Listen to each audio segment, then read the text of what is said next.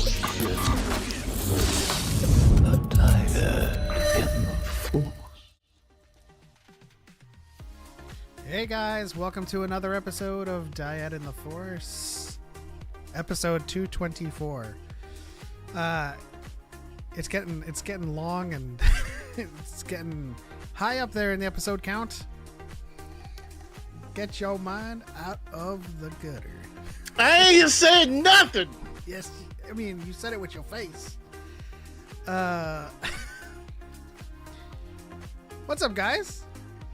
How was your week? Choco, how's it going? It's going all right. I am, Choco's feeling a bit under the weather, which is, comes with the territory of having a wife that works in the medical field. And, yeah, so she gets sick and brings it back. It's not as bad as it used to be, though. It used to be really bad, but now she works mostly with cancer patients, and so people have to be extra careful to not go to work sick, you know? Yeah. But it still happens.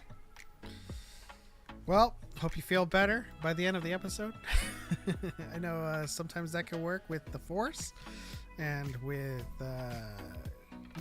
good vibes all around. We got chat to thank for hanging out with us. We have VGC. You guys aren't allowed to quit until you get to episode 1138. I see what you did there.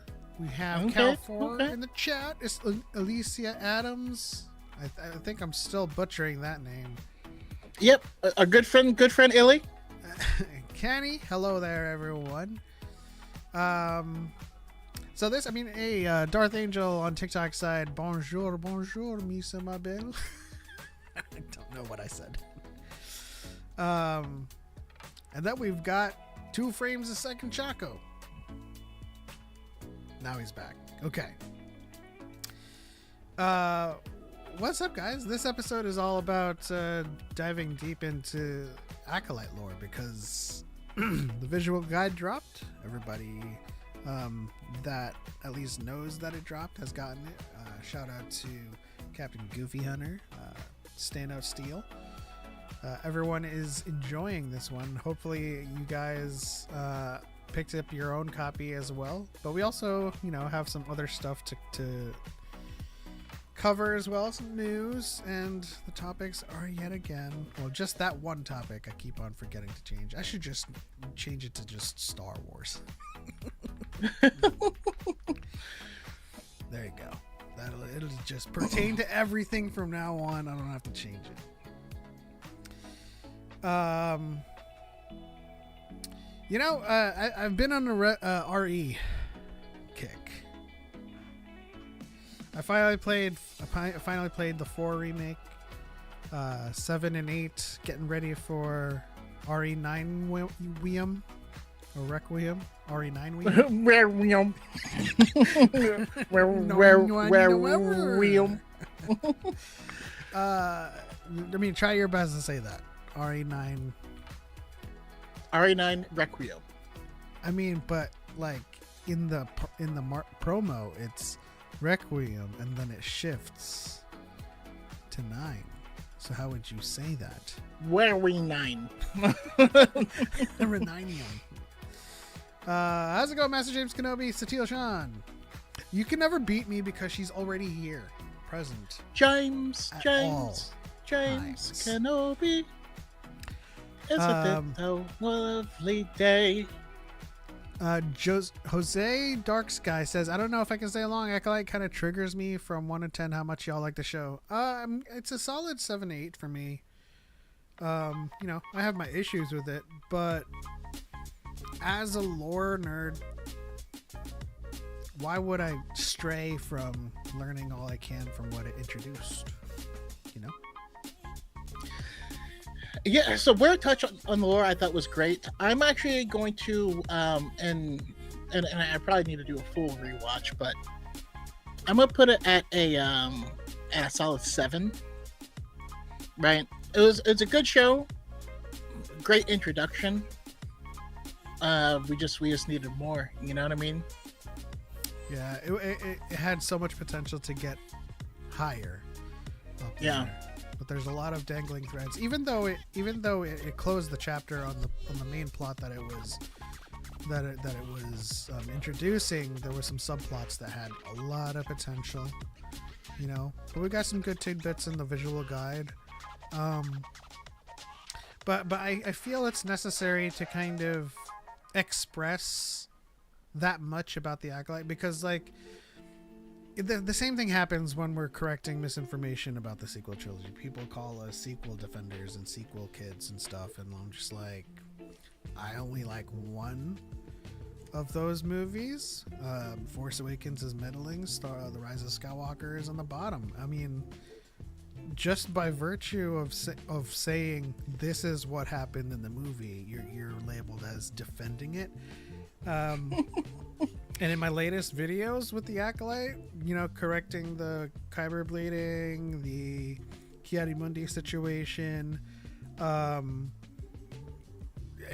is no longer special, like correcting that lore stuff, you get the comments, how can you defend the shows? I'm not. That's not the premise of this video. I'm literally correcting these misconceptions. I had like nowhere in the video was like, by the way, the Acolyte's really, really good and you should like it. Like, no, it's just like all of that information that's out there consistently and perpetually we have to correct. But you know, it's always the same shit. It rears its head just like in the sequel. It's a strange thing because like people's and it's actually a problem I've had my entire life of like, you say something and people just hear something completely different. That's not what you said. It's not what you intended to say. It's not what you meant.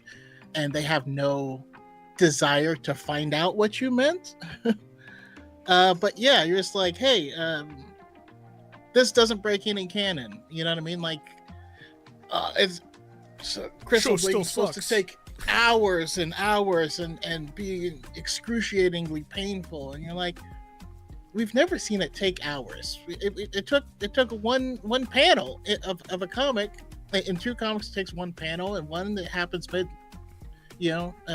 mid conversation, and then they say, "Oh, well, so we're not good fans if we don't love the show." And you're like, "No one said any of that. What's wrong with you?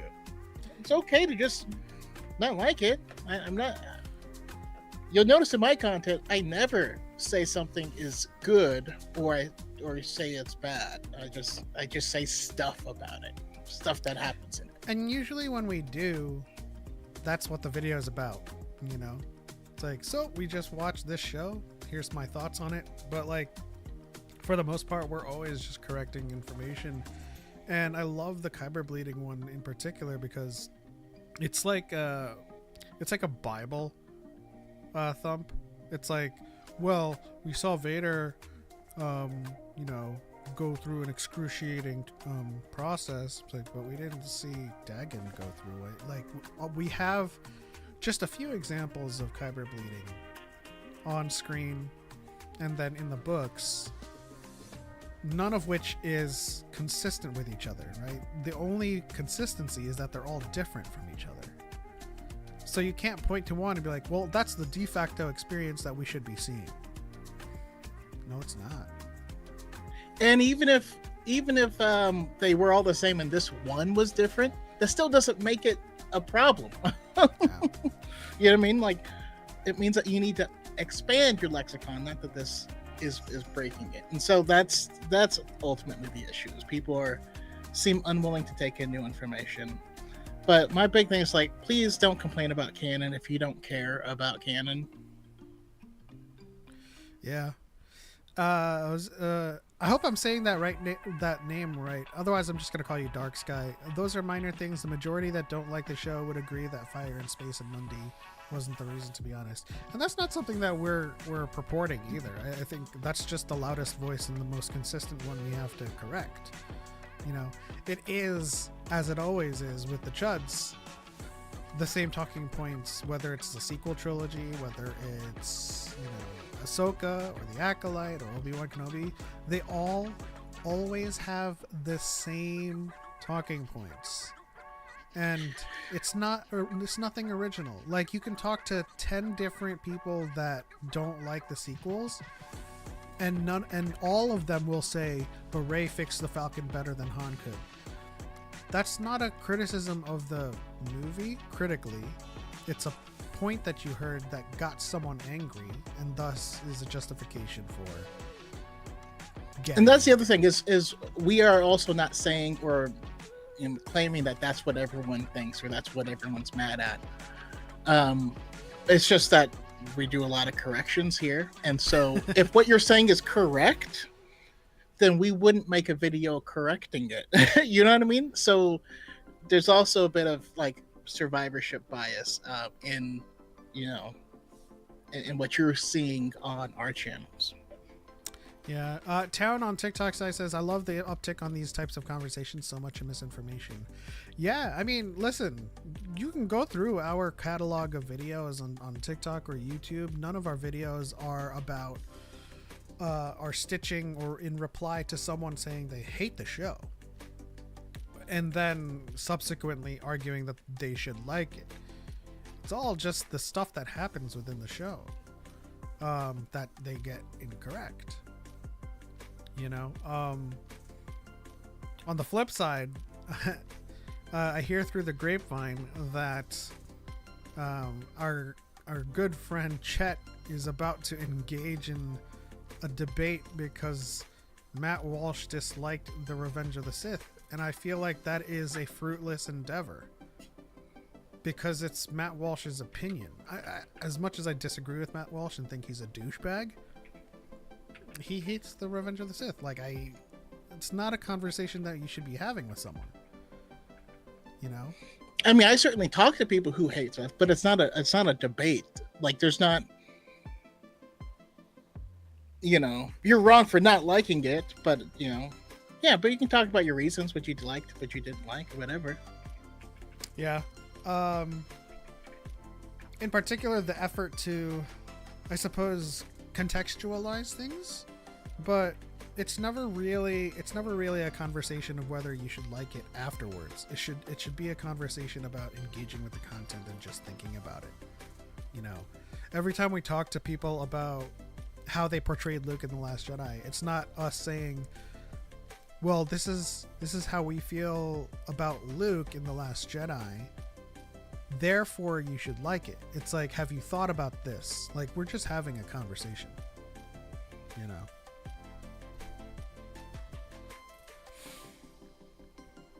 Let's see here. The real question for everyone is, if they renew the Acolyte, what actor should play the role of Darth Plagueis? I feel like it's a cop-out to say Ralph Fiennes. Because he always plays noseless people.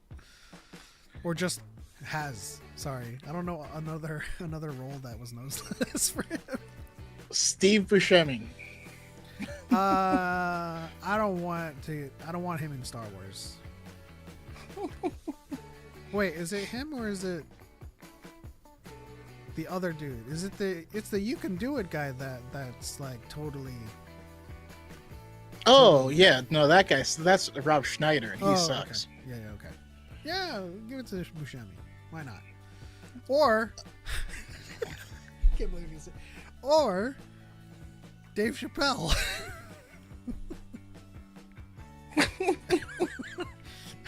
I'm just trying to picture how that would be like. It's like the experiment goes wrong. Dang it! That was the wrong one. Yeah, give us your guys' thoughts in the chat. Who would play Plagueis? Gage has invoked the name Nicolas Cage.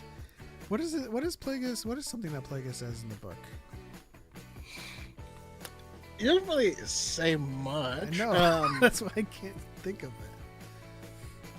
It's usually just introspect. You know what? I'm sorry. No. The only person I want is James Spader. That's right. James Spader, he can deliver on, like, he captures the arrogance, yet the curiosity. You know what I mean? Like, But he also has like the Rock syndrome. He's playing himself. Like from Ultron to Blacklist. Like he always talks like this.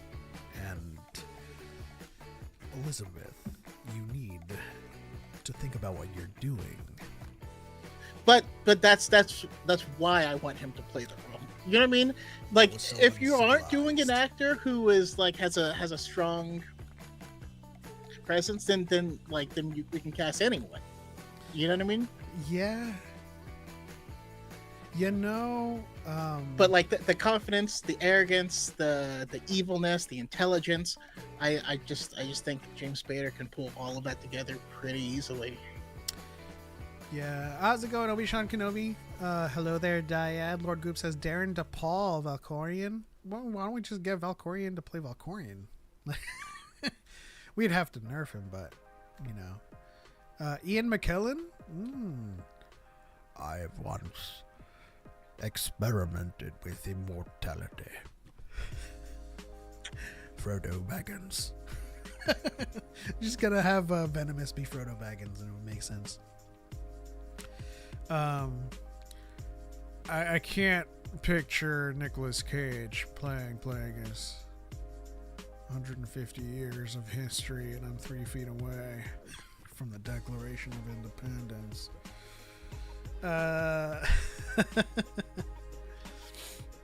Oh, you know who would be a great Plaggus? Like in charisma, in aura, and in voice is Jeffrey Wright. Is who, Jeffrey Wright? You said? Yeah. From Westworld. Okay, yeah. Oh no, I'm a Jeffrey Wright fan. He just has. Though I've never the- seen Westworld. I would like to watch it. Yeah. Darth Tyrannosaurus Rex on TikTok says, "What's up, y'all? What's going on? Welcome to DYAD in the Force." Adams IA. I'm just gonna call you IA. Illy. What about Doug Jones? The gent is very experienced at doing prosthetic acting. He's done Hellboy, Star Trek, The Shape of Water, and most recently Nosferatu. Yeah. I gotta look that up. Doug Jones. Sounds familiar. You know what? He's lanky enough. If I'm looking at the right person. Ooh, I just seen him bald. I can picture that. Oh, that's him from Hellboy? He's the aquatic person? I forgot his name. What's the guy with the fins in Hellboy? Never seen Hellboy. Oh gosh. What's his name, chat? Happy Friday, Force Cateers. What's going on? It's the Rocketeer. Marco808 says, Aloha pare. I'm trying to think.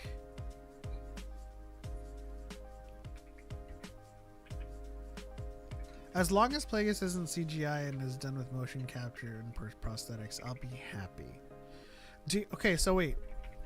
Let me ask you something. When it comes to the Plaggus book and any kind of characterization, does it seem like he would be like a decrepit scientist, or just the regular Moon that's, you know, normal but with very dark undertones? Because if you think about his characterization in the Acolyte, the first impression is like, oh, he's like a golem, like, you know, just creeping. I mean, I don't think. I mean, from what we got, there is no characterization in the Acolyte. You know, the way that he's spying on them, he does several times in the Plaggus book. He spies on different people.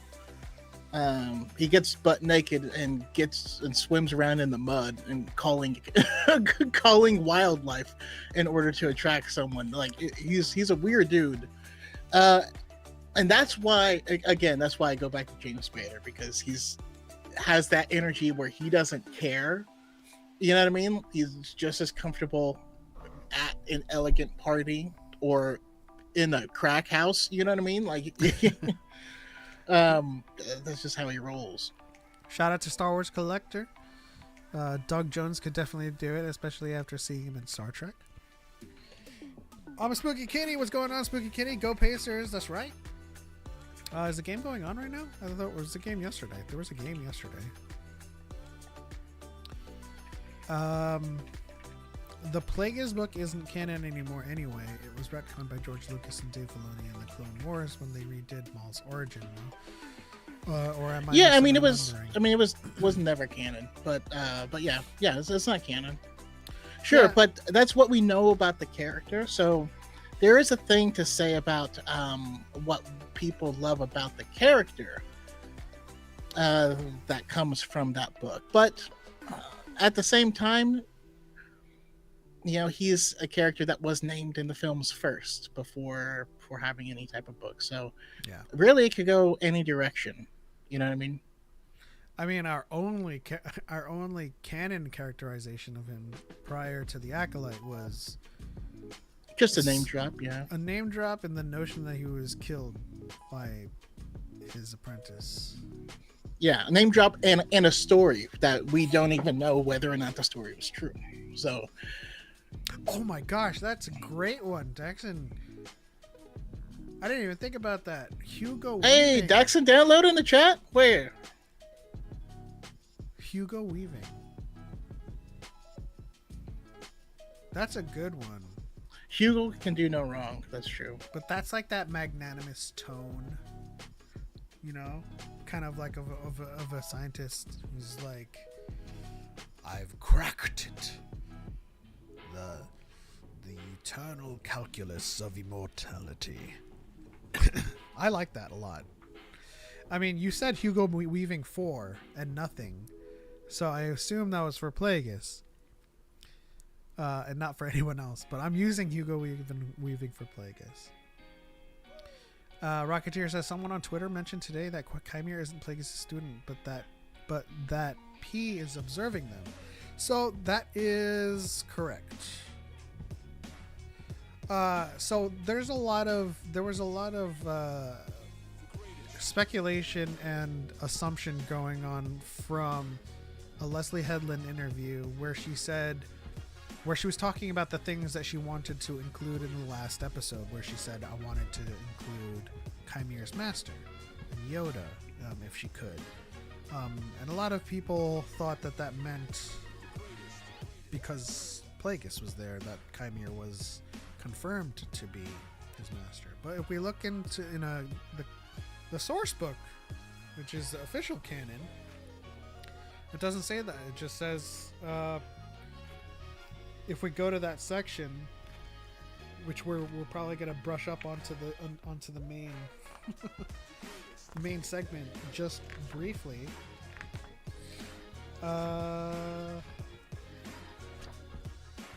Actually, Belnik is not. It's not even Belnik. it's just the unknown planet. But we like to call it Belnik.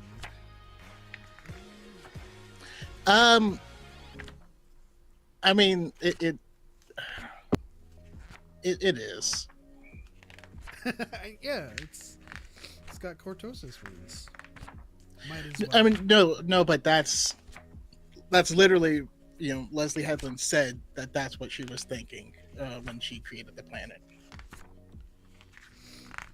Yeah, but you know, we can't use interviews as canon. It's true, but it was my interview. I was in the interview. I know, but I mean, Alex asked her that. Actually, it's something that Matt Martin said. But you're right. You are correct. Wait, did I just completely gloss over the unknown planet? Oh shit, maybe I did. Oh, there it is. It just says, aside from Osha and the stranger, a third figure lurks in the shadows on the unknown world. The Sith Lord Darth Plagueis watches the others with great interest.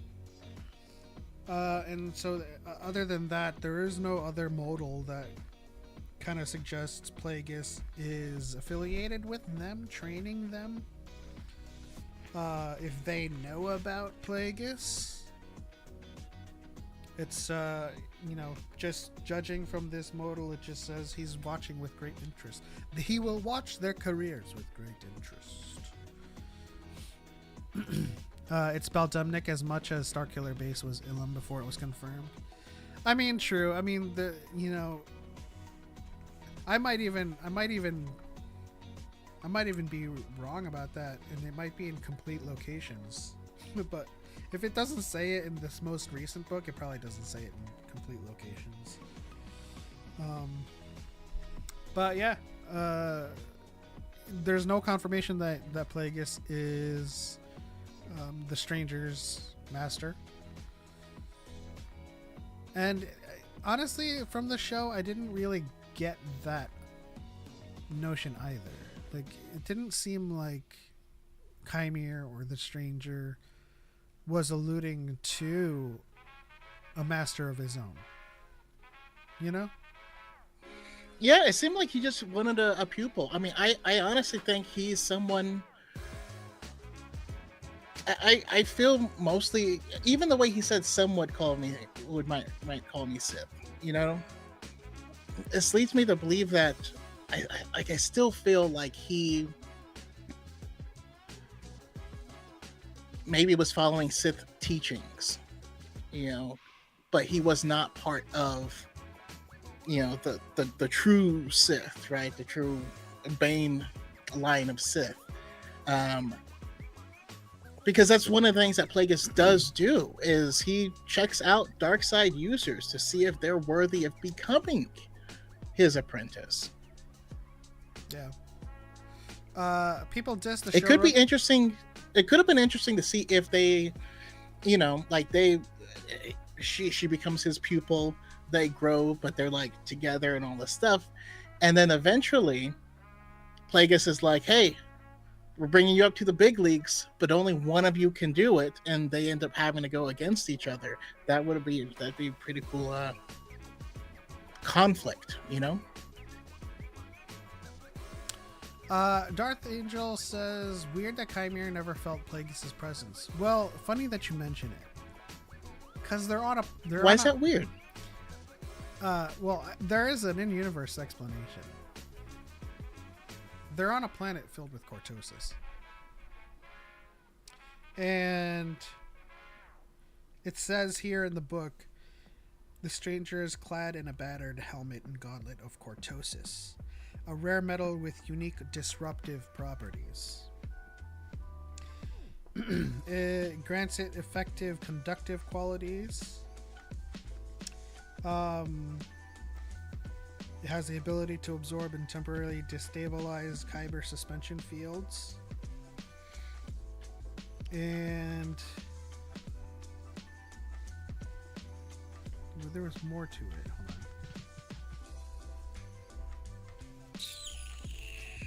Yeah, but even then, I see these questions about, well, how come people didn't sense this? How come they sense that? It was a comment on your video, Pep, where someone's like, well, how come Yoda didn't sense when those Jedi died? And I'm like, what do you think Jedi sense? you know what I mean? Like, they don't... We know that they don't sense... we know that all dark side users hide their presence. Either that or you just can't sense them. Because there's almost no period of time where someone senses a dark side person, like, truly. You know, I mean, we have Vader when his presence shows up in Rebels, but other than that, people weren't sensing, you know, Palpatine. They weren't sensing Dooku. Also, even if we were to grant that Yoda did sense the death of the Jedi, he doesn't know what happened. because he senses the death of the Jedi in Revenge of the Sith, but clones are behind it. He senses the murderous intent behind him from the clones and dispatches them. But, you know, he doesn't know how the other Jedi died. So in this case, in the show, when the Jedi die from the stranger's hands, Yoda can very well sense that and be like, oh crap, like, but then he doesn't know when it happens. He's not gonna be like, a Sith it is. but that's even that is a big if. And so I just don't like it as an assumption of, oh, well, if you can sense when 10,000 Force users die at the same time, how come you don't sense when, 6 die? And you're like, that's what? Like, obviously, like, Obi-Wan has a reaction to Alderaan being blown up, right? He senses it through the Force because that's a bunch of lives being snuffed out altogether. But he shows no indication of sensing when there's single deaths or 2 people dying, or, you know what I mean? So obviously there is some type of, it's not like his power is to sense death, Yeah. It also depends on what Yoda was doing at the time too. I mean, the entire temple died, and this is the thing. When we're trying to operate off of information that's not present for us, we can't take a position that doesn't exist. And so we're not shown that Yoda senses the death of the entire temple and all the younglings. Does that mean he sensed it or didn't sense it? Who knows? In the Acolyte, we're not shown what Yoda's reaction is to the death of Sol and all of the other Jedi that we're investigating so far. But who knows? Maybe he sensed it, maybe he didn't. The fact is, he doesn't know the causation of that sensation. He could just be like, oh, somebody died. That's it. I do want to address Ilias' comment. Says the baddie clearly isn't Sith. So, I mean, we're already deep into the lore of the Acolytes. There is a modal that I do have from my video where it says his this is for the stranger. His skills are indisputable, but whether he is the true heir to the Sith is a mystery no one will survive to solve if he has any say in the matter. It is entirely possible he is a pretender to that lineage. So, no matter what, Manny says or Leslie Headland says in interviews, the official word on the matter is, it's unknown. He could be part of the Sith legacy or the Bainite Sith. Could be someone that was trained by a Sith and went rogue. Or could just be someone that's like, as he says, you would call me a Sith. So just somebody that's, like it says, a pretender. So we still don't know what the stranger's all about. We do know that they had the time to call out his muscles. They couldn't just write sculpted features. They had to say firm control over fighting stance. Sure, that's what that call to action is. But yeah, as the chat says, Leslie Headland knows her shit. Like the amount of stuff that she put into this show. Oh yeah. We have the hidden Shoto. We have the light whip, which isn't a Disney fabrication by any means. We have Plaggus. We have Selkath from Knights of the Old Republic. There's a lot from Legends in this book, in this show. I wasn't talking about bugs me like I dislike the character because it's his fault. I know it's not his fault. Disney made him far less nuanced, interesting. That's what bugs me. See, okay, Grievous? Okay, yeah, I feel like Grievous had a little. Who was made less interesting? Grievous was made less interesting. Yeah. I don't know. I don't know what we categorize as interesting. Because like in the 2D animation, he was certainly more menacing, Yeah. but without any dialogue, you end up knowing a lot less about them. You can glean some things, but maybe that's what makes it more interesting to people. I don't know. I mean, I'm not the arbiter of that, but it's kind of like the Boba Fett thing, where you're like, is it more interesting? Because he didn't do anything, but like maybe it's interesting because of the mystery. I don't know. Smoney says, why did the Jedi put Osha on a prisoner ship instead of taking her to Coruscant? Because Osha was a prisoner of the Republic. Yes. So like the Jedi don't when a crime happens, the Jedi might arrest people, but they still go back to the Republic. You know, there is an exception to that, and of course, that's if the person is a Jedi. They are part of the Order. Then that means that they're not part of the Republic and can't be tried by the Republic. But Osha was not part of the Order. But again, that is why Ahsoka had to be removed from the Order in order to stand trial. Yeah. Also, she was a suspect. Right. She wasn't really. They didn't like catch her doing anything. Right. They had a witness that said that's her, and so, and I hate to say this because it is very relevant. She had to go to the Republic for due process. Yeah. Now, of course, this isn't unknown to the writers in the writers' room too, because when you know that ship crashes and Sol has to go and investigate, Yord says, "I know I should have brought her in myself." You know, but Yord's a stickler for the rules. He's going to follow the protocol in this, and he's going to send her off with a Republic transport. You know, this is the eternal argument that we have with a lot of people that have some of these issues or have some of these questions. First of all, these questions aren't bad questions, but yeah, you have to put in the effort to try to reconcile or reckon the answer to it. And so a lot of times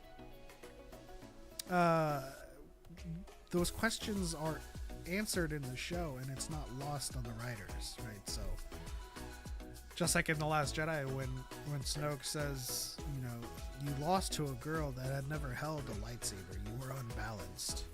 It's not lost on them. They know that people will have that question. It's just whether or not you have the ability to accept that answer. Same with. Let's see. Same with. But Luke saw the good in Vader. That wasn't lost on Ryan either, because Rey asks that question. It's in the movie. But you saw that there was conflict inside him. You saw that he wasn't gone, that he could be turned. And I became a legend. You know. None of this stuff is lost on the writers. Yeah. Vijay says, I dislike the 2D Clone Wars because it's 100% stylized in such a way that breaks lore, but people glaze it because action and miss out on the actually good stuff. I mean, I don't know about, like, I guess the way that a lot of the action scenes are depicted to kind of break lore, like Mace Windu just punching droids in the chest and caving them in like that. It kind of breaks lore, you know? It kind of trivializes the Clone Wars. Like, that version of Mace Windu, 100% Order 66 doesn't touch that dude. You know what I mean? Is that also out of character? The way he handles Grievous? Like, I'd say it's out of character, because he would do that. Wouldn't be the first thing he does. You know what I mean? So yeah, I can see that, but again, it's the way it was stylized was why George actually chose it. You know, George found to reach out to Gendy in order to make something like that, which is kind of sad because him making that caused the cancelization of Samurai Jack. But it came back, so you don't have to wait. You don't have to worry about that. Why does the community not use a Discord server much? I posted twice in the past weeks, but no replies. Hashtag sad face. You know, we're a bunch of oldies, and we're also just part of several different servers at the same time. Like we both started like doing this during COVID, and that's when a lot of other people started doing it as well. And so we got a server, they got a server, everyone else created a server. We're all part of like different servers, and so like Discord is like perpetually do not disturb. Hey, but if you guys want to, I used to be active once upon a time. If you guys want to pop off in the Discord, you guys can, man. I will pop in from time to time, but just like you, when I see like no activity, I kind of turn the page on it a little bit. Since I started making content, all of my notifications everywhere are perpetually at 99. All of them everywhere. Pro tip, just click on the server and hit Shift Escape. That marks all as red. Let's see. Choco's doing it right now. It was like, word? Let's see here. Let's see. What did you guys think of the ballerina movie? I thought it was amazing. I thought they did it very tastefully. The action was great. The choreography was great. And the inclusion of John Wick in it was also made sense. It wasn't like a gratuitous, hey, we're part of the John Wick universe. Here's John Wick. And he just walks by and goes, hi. I just love Ana de Armas.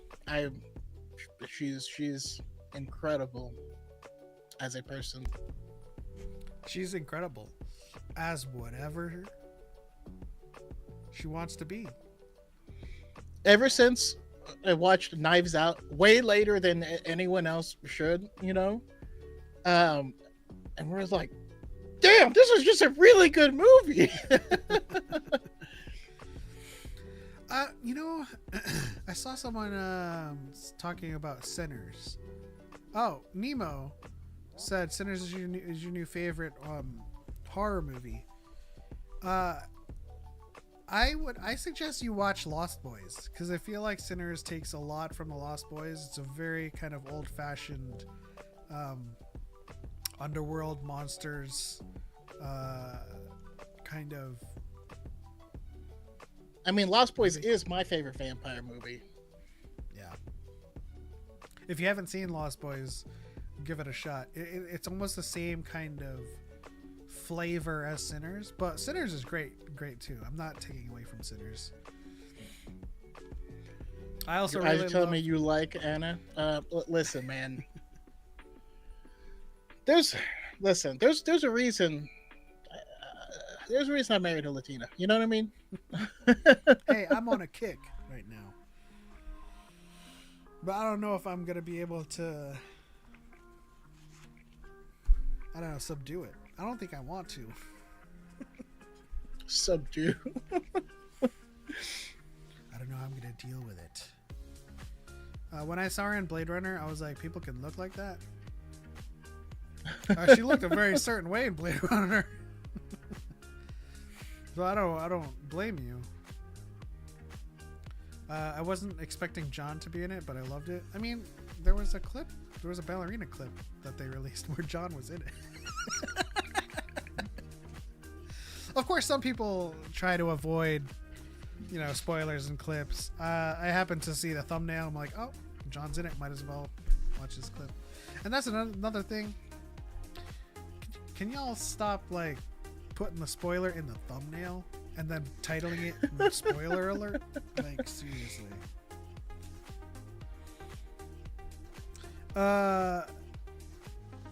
Kesmer Faludi, I feel like would get along with Yariel Poof.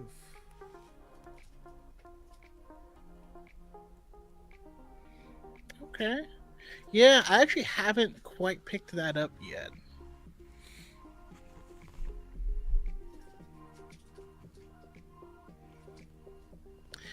But you know what we do have to watch now? Is Grave of the Fireflies with Hodges and Denzel. I'm actually leaning more towards us watching Your Name, just because if the goal is to get him to like more anime, it has the anime aesthetics with the depth and the heart and all that stuff. You know what I mean? Yeah, I mean it's the same. Grave of the with Fireflies Grave. doesn't have the same. That's very specific to, Ghibli. But Ghibli is still anime. It is, but it's very specific to Ghibli. Yeah, we have a server for our podcast server that I'm trying to make sure we're more active in. I mean, listen, everybody has a podcast, everybody has a Discord server. I'm sure that the bigger we get, the more active it will get. But, we don't take shortcuts. We don't make outrage content. And even then, it would be the same 10 people posting. Oh, this sucks. Whoa, yeah. And then they're like 900,000 bot accounts. What I was going to say, though, is there is a movie on Netflix called Ballerina, and it from 2 years ago that I also want to see. Oh. I thought you were saying there is a Netflix movie, Ballerina. I thought that was the movie we were talking about. Oh no! Well, but it like, just by like the thumbnail and the scenes, it looks like the same movie except Korean. What's y'all's favorite UK sitcom or TV show? Doctor Who. Probably the IT Crowd. It was just so perfect for me. Bro, we need to Hit me at the right time, Have you started Doctor Who yet? I mean, I've started and stopped it many times. You guys gotta chat. You gotta help me out in getting Choco to become a Whovian. Also, I'm a massive fan of Luther. Luther was so good. I still need to watch that. And I also know that I've also wanted to give the original Office a shot, but Can't do it. It's Tried it. Yeah, it's the dry English humor. Even though I'm a fan of like Monty Python. No, I love the English humor. It just. Yeah. What is it for you? What was it for you?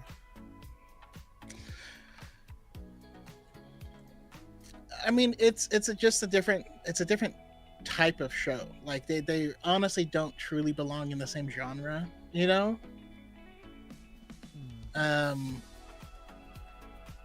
don't know how to explain it. It's like mockumentary style. Yeah, it's just a very, like, it's not so much a reskin show, or maybe that's how it started. But The Office veers in another direction, and I prefer the middle portion of The Office that veered away from the original premise that the UK one stopped with. I'm a massive Whovian. Get on that, Choco. I mean, it's the same thing as kind of like a One Piece and Supernatural. There's a lot to get behind, Speaking of Oh, which, Fleabag was amazing as well. I also liked that detective show with David Tennant. I forget what it was called, but it was like Church. It wasn't Christchurch. That's a city in New Zealand. It was like, and it wasn't Churchill. What was that with David Tennant? Broadchurch. That's the one. Thanks, Gage. I enjoyed that for a couple of episodes. I don't know if it went on. See, the thing is, like, it's hard for me to follow series in the UK unless it's like a huge fandom, like Doctor Who. Because there's some shows that only air on BBC, and then there are some shows that, you know, air on like major networks and have the type of proliferation that would, you know, garner global attention. Much like Yeah, I Sherlock. mean, it's harder to find them, you know. I loved Chaos on Netflix. Ooh, Misfits. Oh, loved Misfits. That was a fantastic show. Oh yeah. I did it. Did it have multiple seasons? I think I finished the first season. Yeah, which was funny because when I started watching it after it was already finished. I want to say it ran for like 3 or 4 seasons, but like the thumbnail was entirely different people because the last season is all different people, and so it's like who are all these people? What is this? But yeah, no, I think that show. Is this the start of season 2 or is this the same season? I think I fell off when I forget his name, but he was like he was very introverted, but he ended up being like a masked vigilante.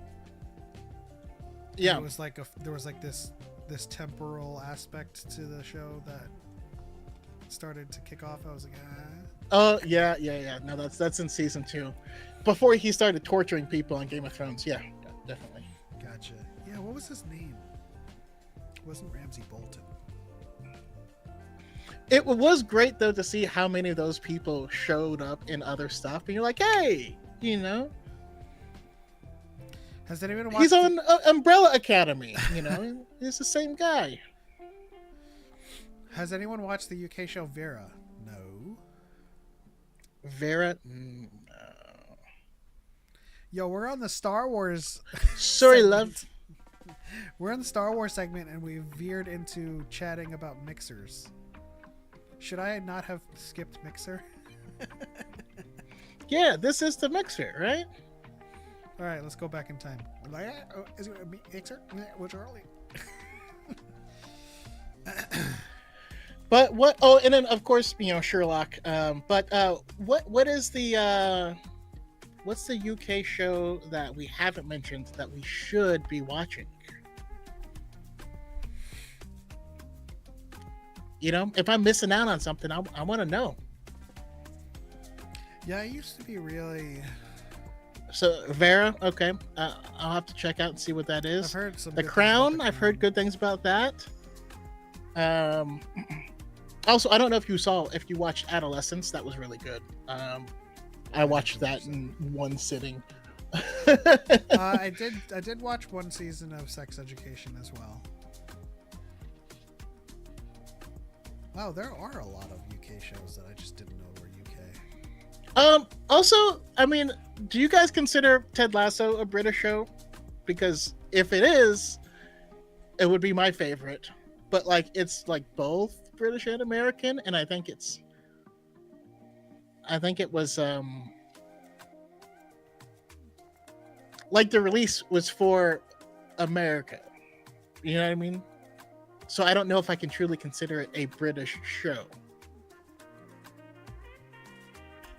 There was another show that I saw on Netflix. I think it was British, but I forget what it was called. Spaced. Okay. I've heard a lot of great things about that. Pep, have you watched Ted Lasso yet? No.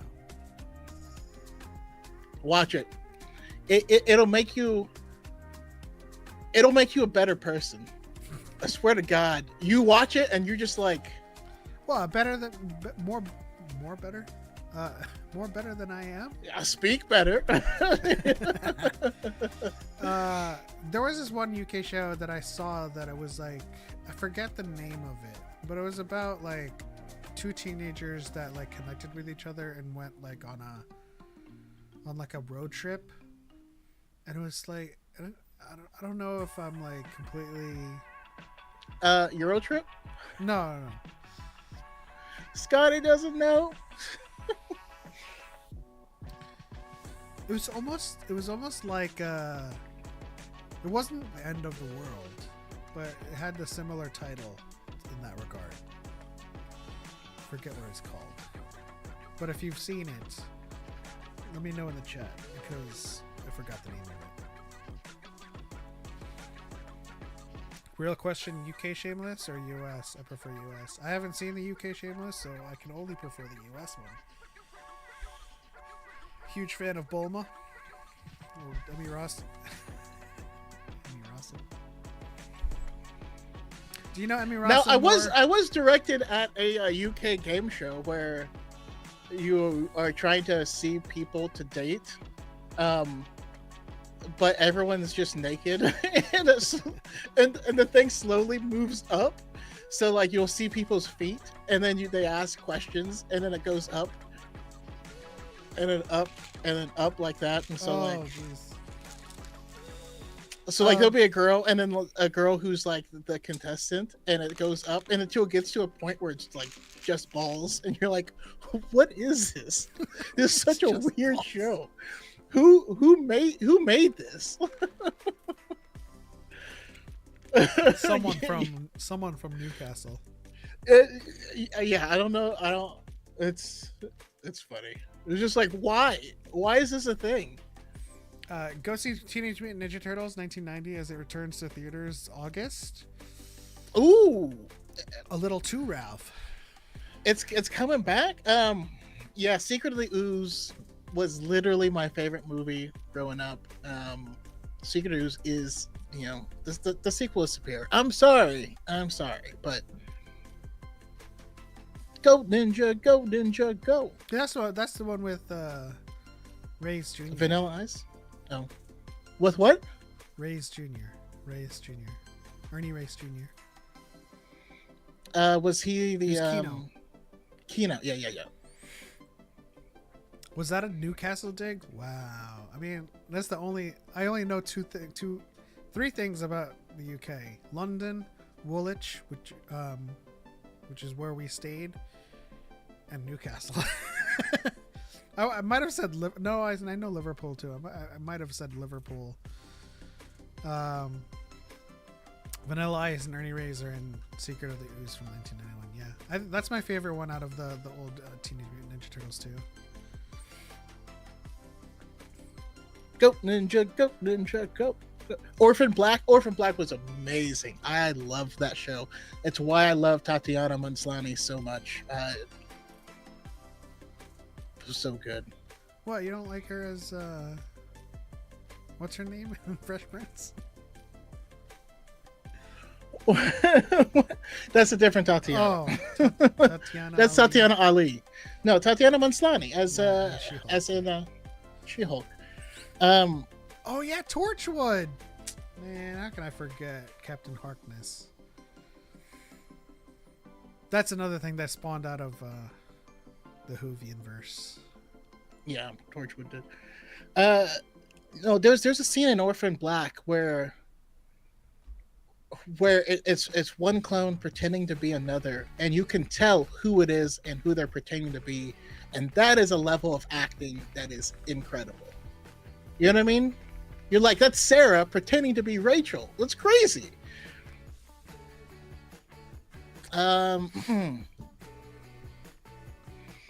Wait, there's a sequel to Orphan Black? Hold up.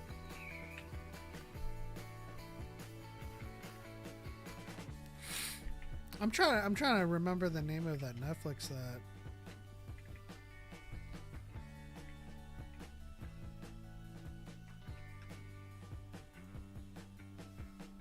Orphan Black Echoes.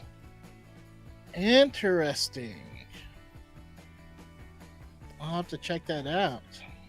Oh, Kristen Ritter's in it? I love her. Yeah, unfortunately, I'm not going to be able to find this movie that I was talking about just based off of the premise alone. Ilias was like, you're going to have to be more specific. That's as specific as I can get, and it's not enough for Google either. Red Dwarf is amazing. I've heard a lot of good things about that as well. Have you seen Power Rangers Jungle Fury? No.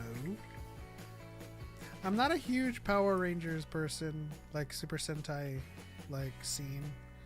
Like I did grow up watching the Power Rangers, but Listen, when you were growing up, I don't know what it is.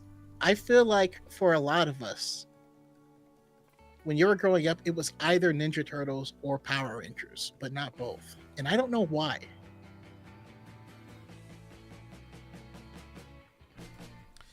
I mean, I watched both, but then I fell off of both too. Mm. So maybe that's the outlier. Merlin, heard good things about that as well. Oh, I love I'm Merlin. writing down a list. Merlin was peak, for sure.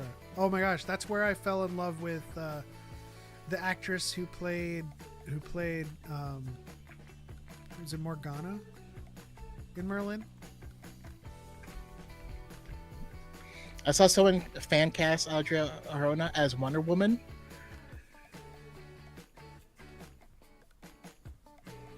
I mean, listen, I'm never going to be mad seeing her on my screen ever. Katie McGrath. She's top 2 most beautiful women in the world currently, in my opinion. Top 2. So I'm gonna send you a picture of Morgana from Merlin. Katie McGrath. I feel like she was like well, first of all, she's a looker, but also she has that look of like a Keira Knightley mixed with not nice. Here, there, I DM'd it to you. Oh, she was Lena Luthor in Supergirl. Yes, you're right. Oh, yeah. Okay. I was not a fan of that Supergirl show, but it was okay. I still watched all the episodes because actually back then I was roommates with Travis and he loved it, and so I would download them, and I was the tech person, so I would be the person putting it on, so I had to watch them. Jay Harrison says 2 great creators. Appreciate you, Harrison. Shout out to you. Furtive Pata says, "Oh, my 2 heroes, may the force be ever with you." I feel like that comment was like swerving towards Hunger Games, and then you're like, "Oh, wait, no." But thank you for the sentiment. May the force be ever in your favor as well. Do you guys watch any UK comedy shows? I mean, I just mentioned that. I mean, Fleabag would probably be my favorite under the comedy section, but yeah, that the IT crowd, and I'm always down to watch him. You gotta post your Merlin photo on Discord. I mean, I'll take a look if you post it.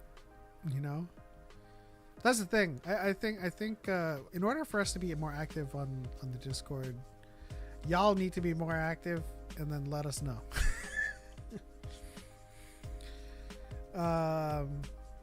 Peep Show is Peak UK, says Furtive Pata. Am I saying it right? Pata or Pata? Or Pata?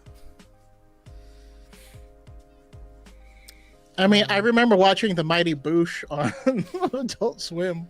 The Mighty Not Boosh. sure I recommend it, but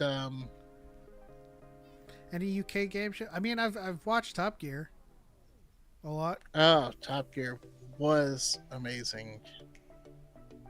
The roar of the cams. The intake valves opening and closing. Good news. Has anyone seen Takeshi's Castle? Of course. Now, no one has seen Takeshi's Castle. Everyone's seen the Most Extreme Elimination Challenge. Takeshi's Castle has a way different plot and premise, then MXC dubbed over it. But the games are still the same, so I suppose you've seen it.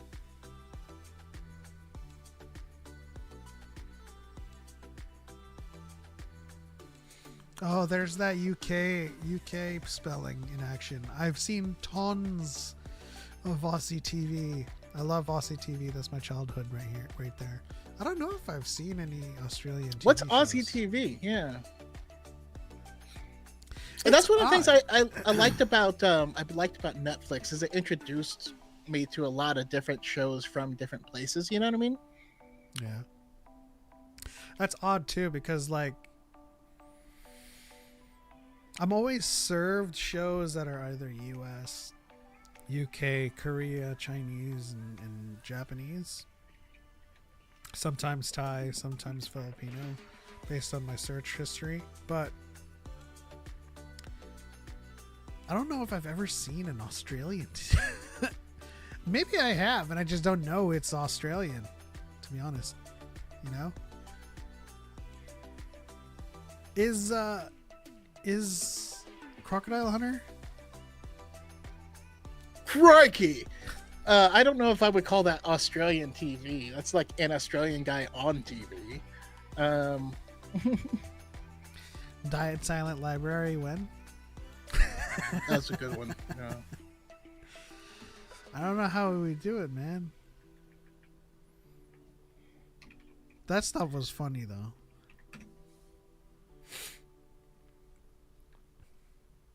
I watch a lot of kids Aussie TV shows, but I don't watch any current Aussie TV. Black Snow is a good one though. Wait, which?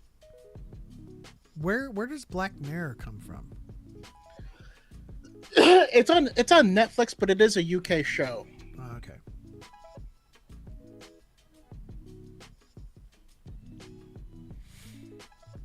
Choco, guess what I'm doing right now? Pooping. Nope. Illy rescued a pregnant black kitty. She's in my voiceover studio waiting to go to a rescue center. She's #so sweet. Oh, I thought you were saying you. Well, if I knew you were talking about Billy, I would not have said pooping. I apologize. Well, I'm also at my desk, like hosting. I show know right that's now. the joke. You couldn't possibly be doing unless you got a bucket. Unless this chair has a very convenient hole at the base.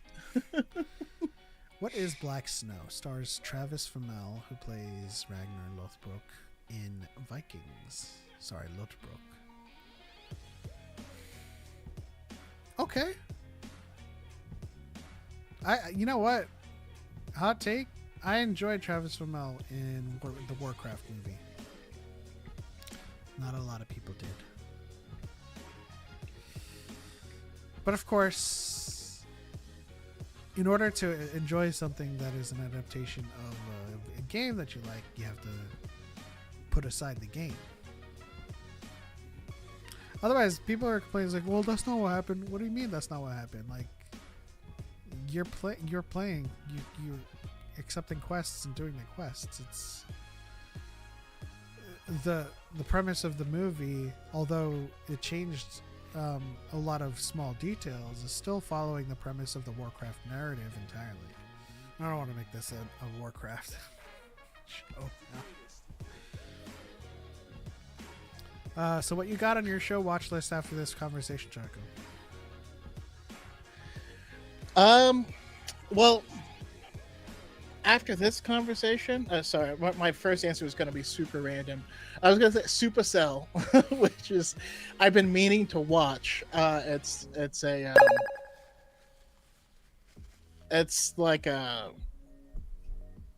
African superhero show that apparently did pretty well on Netflix, and I just haven't watched it. I don't know why. I need to. But as far as the British shows that we've been talking about, I'm going to be checking out Vera, Spaced, Sex Education, Red Dwarf, Merlin, and Penny Dreadful. That's my list currently. Oh, and the sequel series of Orphan Black. Oh, I forgot about Penny Dreadful. Listen, Eva Green is great.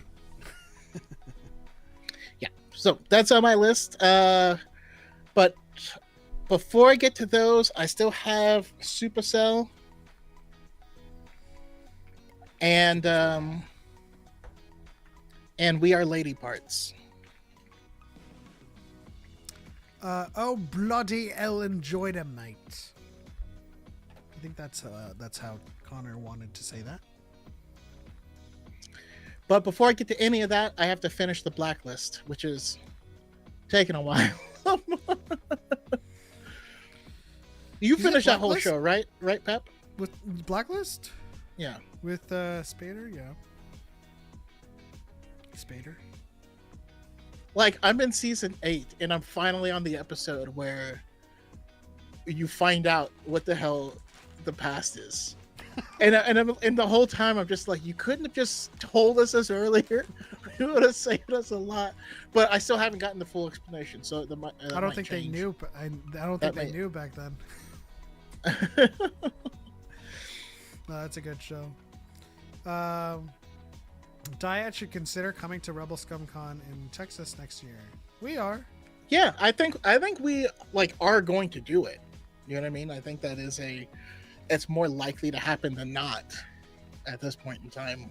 It was just I mean, at this point financially it wasn't feasible.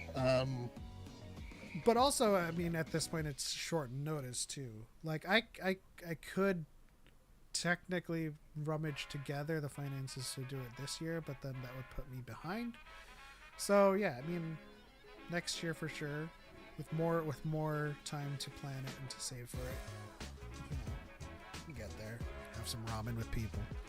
That metal guy says Penny Dreadful is amazing. I love that show. Welcome to the show, that metal guy. Choco, how much I gotta pay you to come to Newcastle?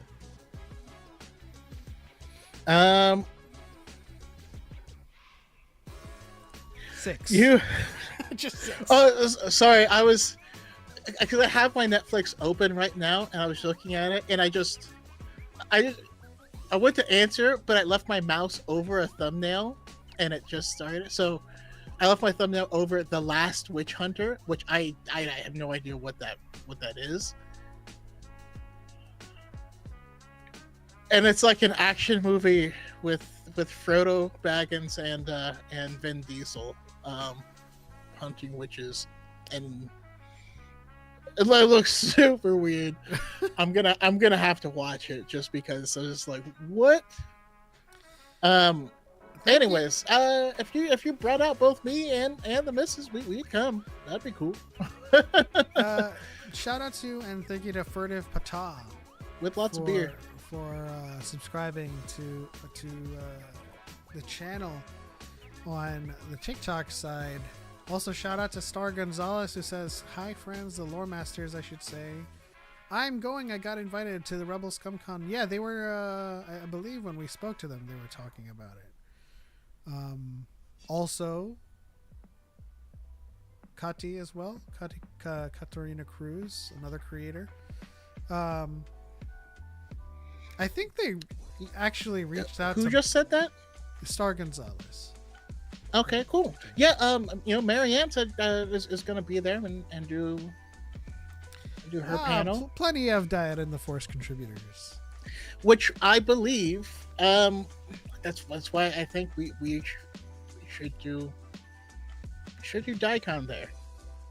I know. It's like, hey, well, it's not really a con without the con then, but like it's small enough that we can all be in there. And well, I mean, I'm not against it. I also think that if we were to do it there as well, we would be able to get more people involved in the con itself.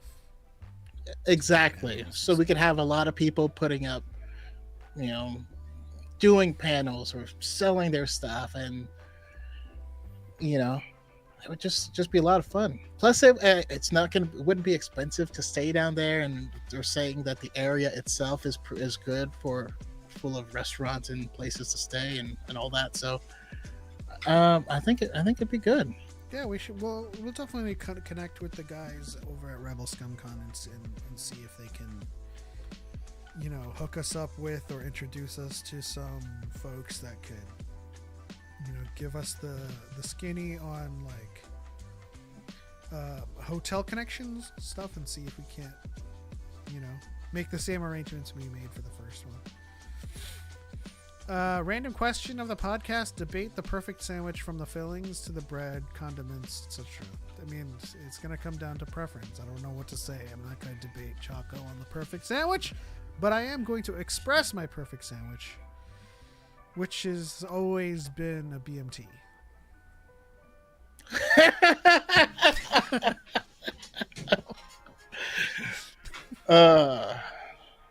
That's awesome. Why is that awesome? I was like, oh man, what do I put on my perfect Italian sub? Because that's my favorite. And then you're like, for me, it's gonna be a BMT. I was like, yeah. At this point, At this point, it's not really a surprise. There is this sandwich place up in up above me, close to where I used to live. Called Rockin' Jenny's Subs. The name slipped my mind, but it doesn't matter. And yeah, it's gone. I was about to say, just above. But it's next to an Italian deli. They bake their own bread there. The sandwiches are so good. You ever had Mario's up in Glendale? I have not. That's the famous Mario's. I mean, it's said in every show that basically takes place in LA proper, in the Burbank, Glendale area. It's like, let's go to Mario's.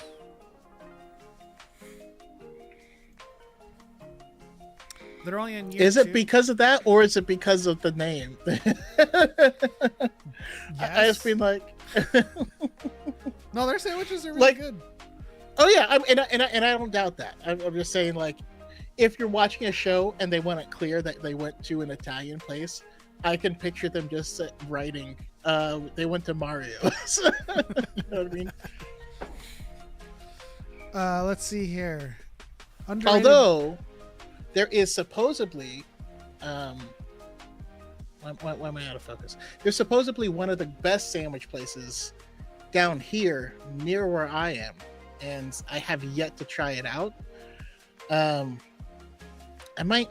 You know what? I'm gonna go there on Monday. I think they're only open on the weekdays, and they close at 2 every day. Are they above you? They are above me, but only slightly. Jump up then. The best sandwich is a burger. Who do I look like? Mario's? Darth Angel. A burger is not a sandwich. A burger is a sandwich. This is a debate we're gonna have. A burger is a sandwich. A hot dog is a sandwich. They're all sandwiches. A hot dog's a taco. True, and a taco is a sandwich. I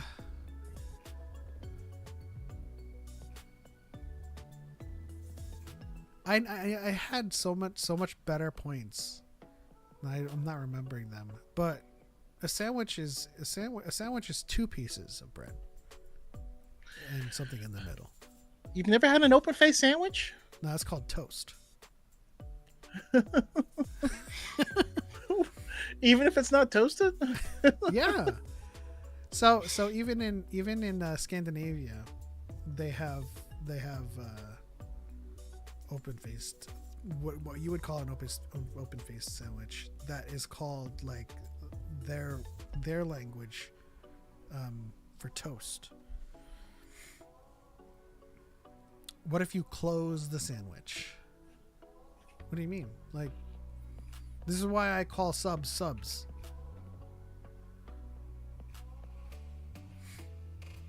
Tostada? No, that's completely different as well. Little pepper. Man, that's what they used to call This is the place I'm supposed to go to because it's supposed to be incredible.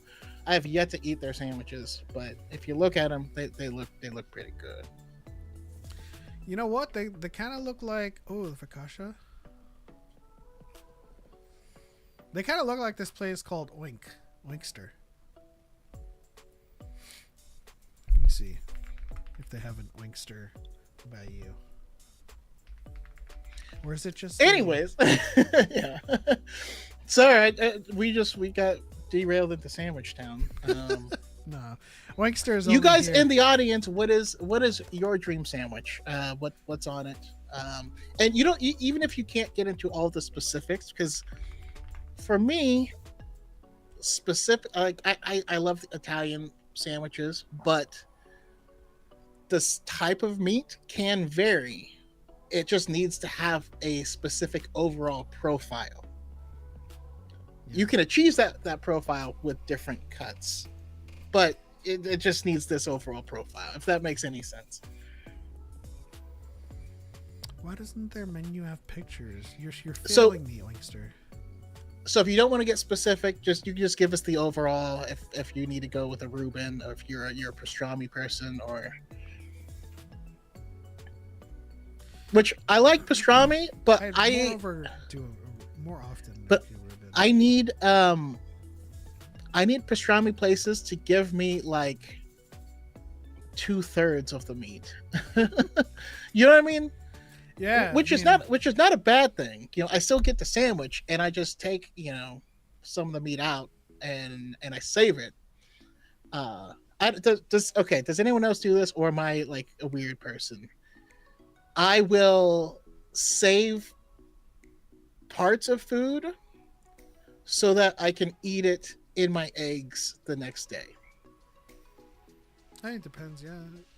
Whatever. So like I'd get a pastrami sandwich, be like, this has too much meat, take a layer of that meat off, put it in a baggie, put it in the fridge, eat my sandwich. Tomorrow morning, cut it up, toss it in a pan with some eggs, delicious. You know what I mean?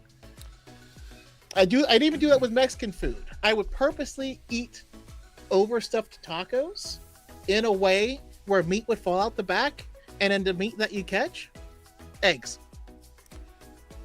Yeah, I don't do that. Like maybe I'll get too much food and then save the rest of it. But if it's like all in the one sandwich, I'm just gonna eat the whole thing. And then like with gyros as well, when like the lamb falls out of the bottom and they just rest at the bottom of the foil, I'm just gonna eat it. That's fair. It's kind of a bachelor habit that I picked up of like back when I was a bachelor, you get a pizza. And the next day, either you eat cold slices of pizza, or I'd take a pair of scissors and cut it up, throw it in my eggs. What did I walk into? Well, given to me is egg right. talk. Sandwich talk. Welcome to Egg in the Force. DYAD. I'm taking the Brood Witch from ATHF. What is that, Denzel? And now that you mentioned too much pastrami, I'm pretty sure you've had pastrami sandwich from the Hat. From what? The Hat. I have not had one from the Hat. Do they not have the Hat down where you?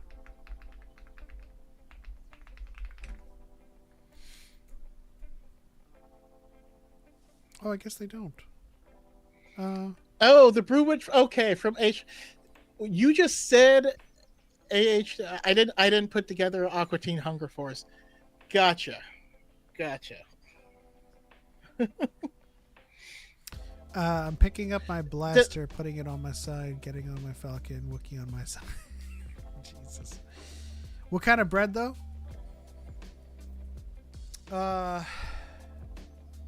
It's usually Italian for me. For like if I'm gonna get a BMT, it's on Italian. I do like French baguettes as they are made by Vietnamese people, which are banh mi's. Banh mi sandwiches are also delicious and very underrated. I mean, just having just like the pickled anything tossed in there, game changer. You know. Yeah. Y'all ever tried Cuban bread down by Florida? I've never been to Florida. But I've had Cuban sandwiches, and they are fantastic, top tier. Top tier. What is it called? Po' boys with the au jus? Yeah, I would po' boys, or you just kind of toss it in there. I actually have this place near me that it's soul and seafood, and they do a catfish po' boy that is. Ooh. Oh man. Obi-Wan Kenobi says banh mi is my favorite sandwich. Right on. You know what I love about I love spring rolls and summer rolls from Vietnamese places because they're so light, there's so much lettuce, and it feels healthy. I mean, it probably is healthier than an actual deep fried egg roll or a spring roll. It is. It's definitely healthier. Do olives belong in a sandwich? Totally up to you. Have you never had tapenade? Bruh. I don't olive spread? I don't mess with tapenade or olives. I just get I'm a basic boy with lettuce, tomatoes, spinach, and pepperoncinis. That's it. Guys, my work just had a potluck. If we keep talking food, I'm gonna throw up. Nah, you're good. That's one of the things I'm jealous about. Is where my wife works, they bring them food all of the time, and they always have it catered from, and it's in a way that probably should be illegal, because it's like pharmaceutical reps and stuff like that. The doctors doesn't hate them, so they don't even do them. But like those reps will always bring in food and stuff for them, or will take them out to like expensive dinners and stuff, and so she'll like bring me some steak home or something like that. But it's always good. Peas pudding. I mean, it looks like sweet corn soup. I mean, it's just fine. Listen, man, I'm sorry. The Brits do a lot of things well. It's just a lot of basic stuff that is usually lacking in that. Okay, because I'm gonna be honest with you, Connor. The first time I tried Nando's when I was with everybody in London, I mean, it was good. It wasn't like special. You know what I mean? I'll be in Connor's like, Nando's a shit. Like, stop shifting the goalpost, Connor. But like I was with Bale. I was with London or UK folks. They were all like, we have to get Nando's, and I was like, okay, let's go. You know. But then like I ate it. I was like, it's just your basic, broiled chicken.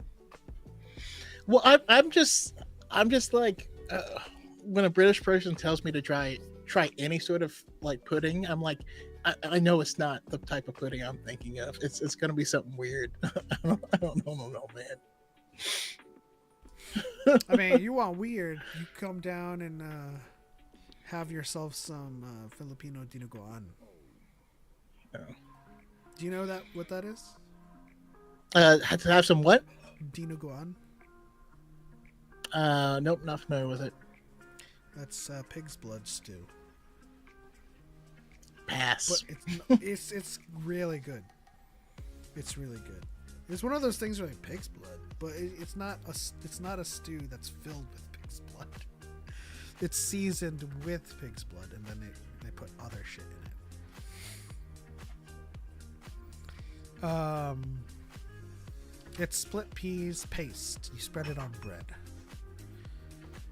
I mean, yeah, I get it, Connor.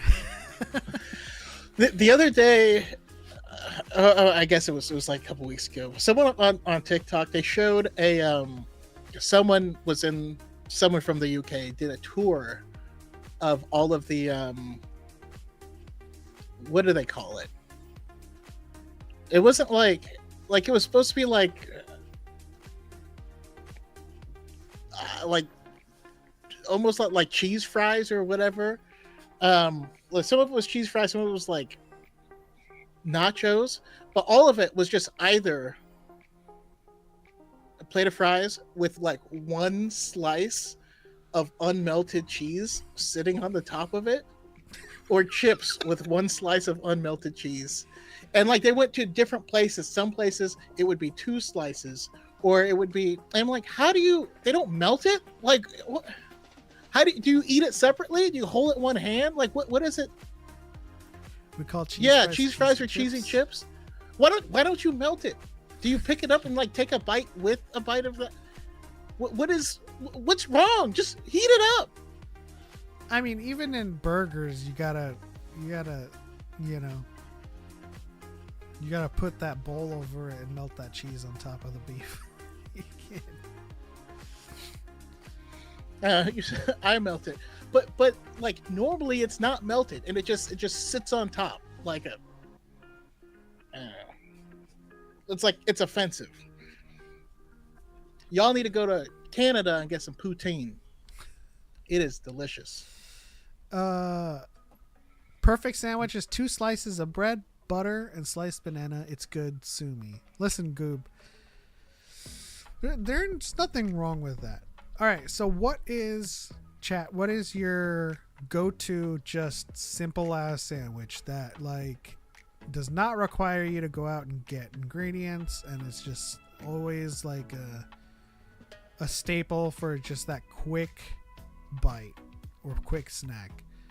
And I will go first and echo Goobs's fascination. I have butter sugar sandwiches where you just spread some butter, sprinkle some sugar, put it together, and that's it. You always have butter and you always have sugar.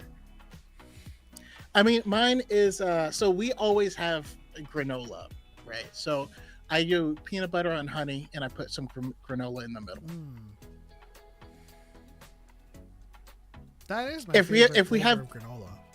If we have banana, I'll toss that in, or sometimes even apple. You know, Dapper TM says PB&J always forever. I mean, that's tried and true. You know. But if I have PB&J, I will cut off the crusts. Weak.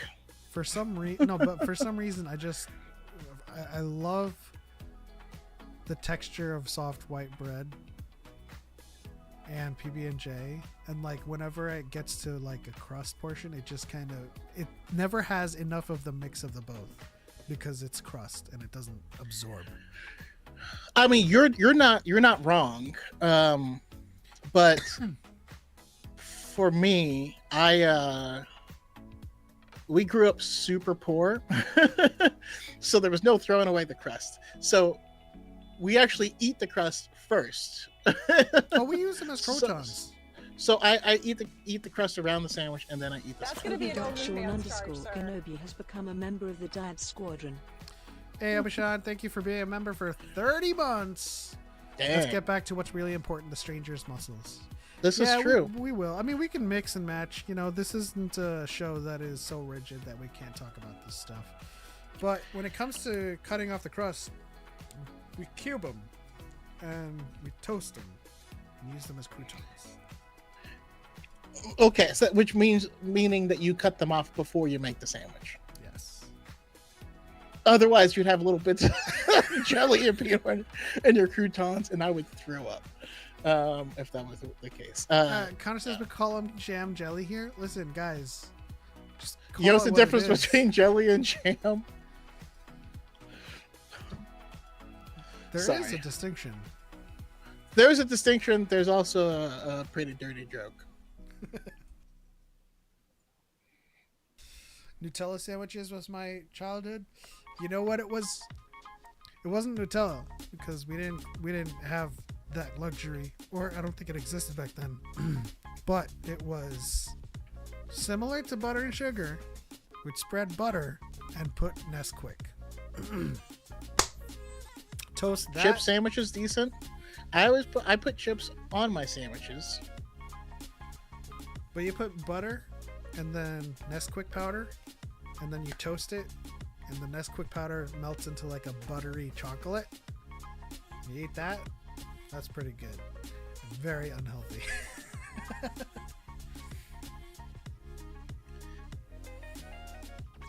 Nothing beats a Vegemite sandwich. I grew up poor. It crusts our life.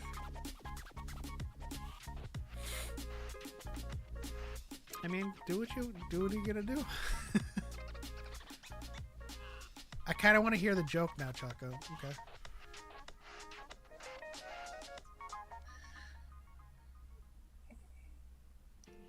What?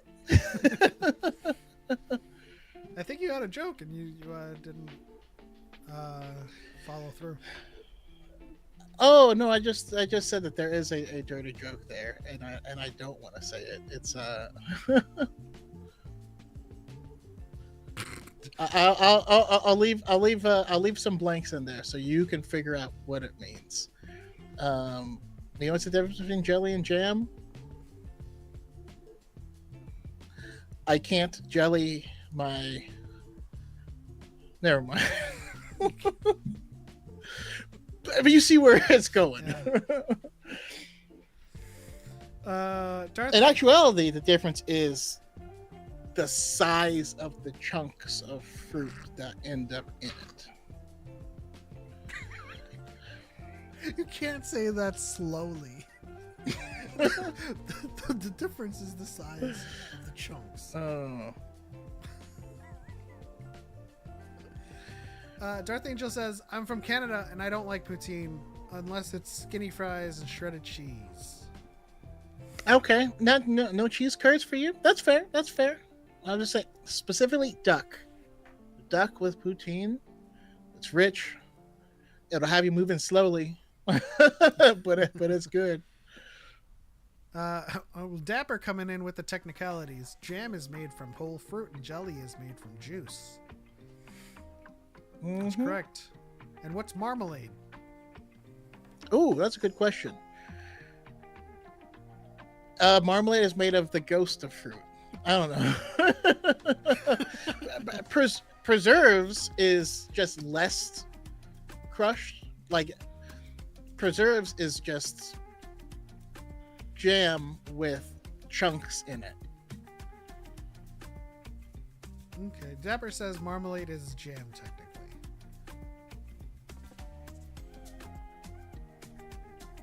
What are the lyrics? Cream of Lady Marmalade?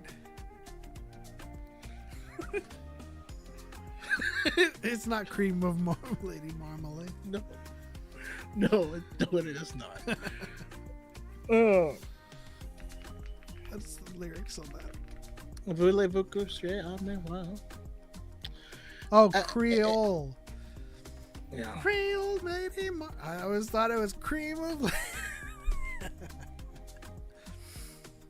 Y'all had pickle? Jesus Christ, Connor.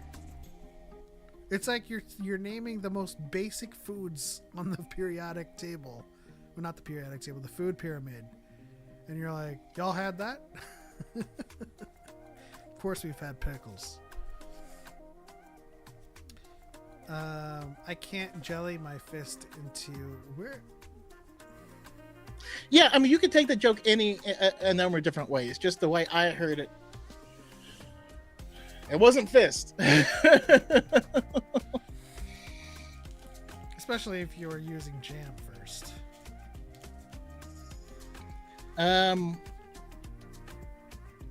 Anyways, it is officially the end of an era. The High Republic is done, and I'm not caught up still, but the last book is out. Yeah. How we feeling, y'all? the High Republic like was such a big part of what brought us all together. You know what I mean? Like it actually did crazy amounts of work of building this, this community.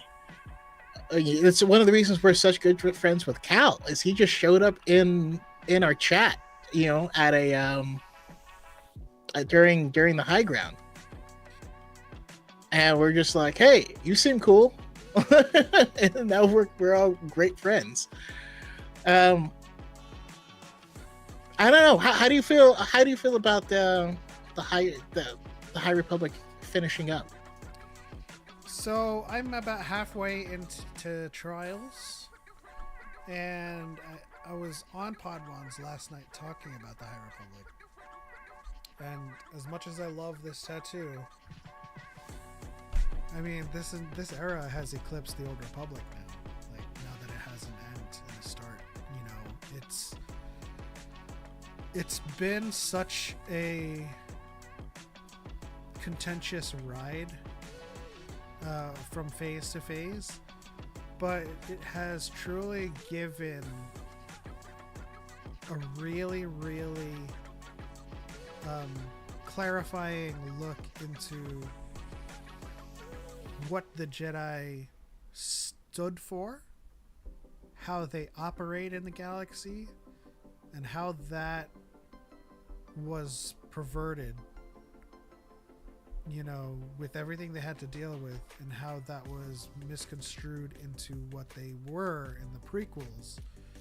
And I was asked that question, does the High Republic make you look at the Jedi differently and look at anything in the Skywalker saga differently? And I said no, because my idea of the Jedi comes from Guinness, when he says we're guardians of peace and justice in the galaxy for 1,000 years. And the High Republic delivers on that front, and then some.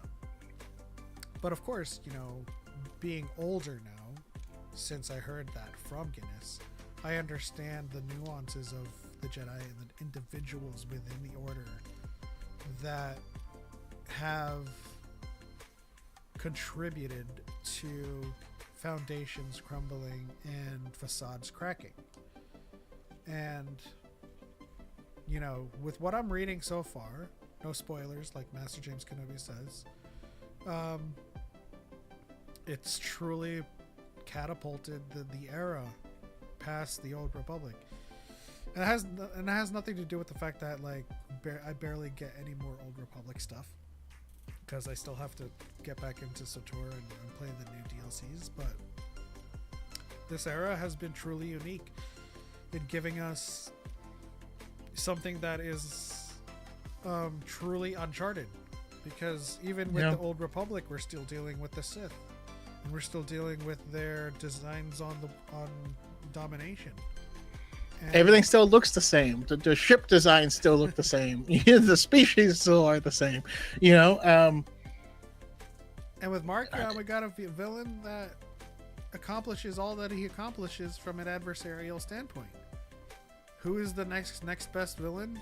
Palpatine. But he dismantled things from within. He was given emergency powers, and he had manipulated that all from within the system that allowed that to happen. Whereas Markion Ro is kicking up the dust and the dirt, being like, I'm here, I am your enemy, and I am not going to distract you with anything else. Come and get me. Right? And there's something to be said about a villain that does all of that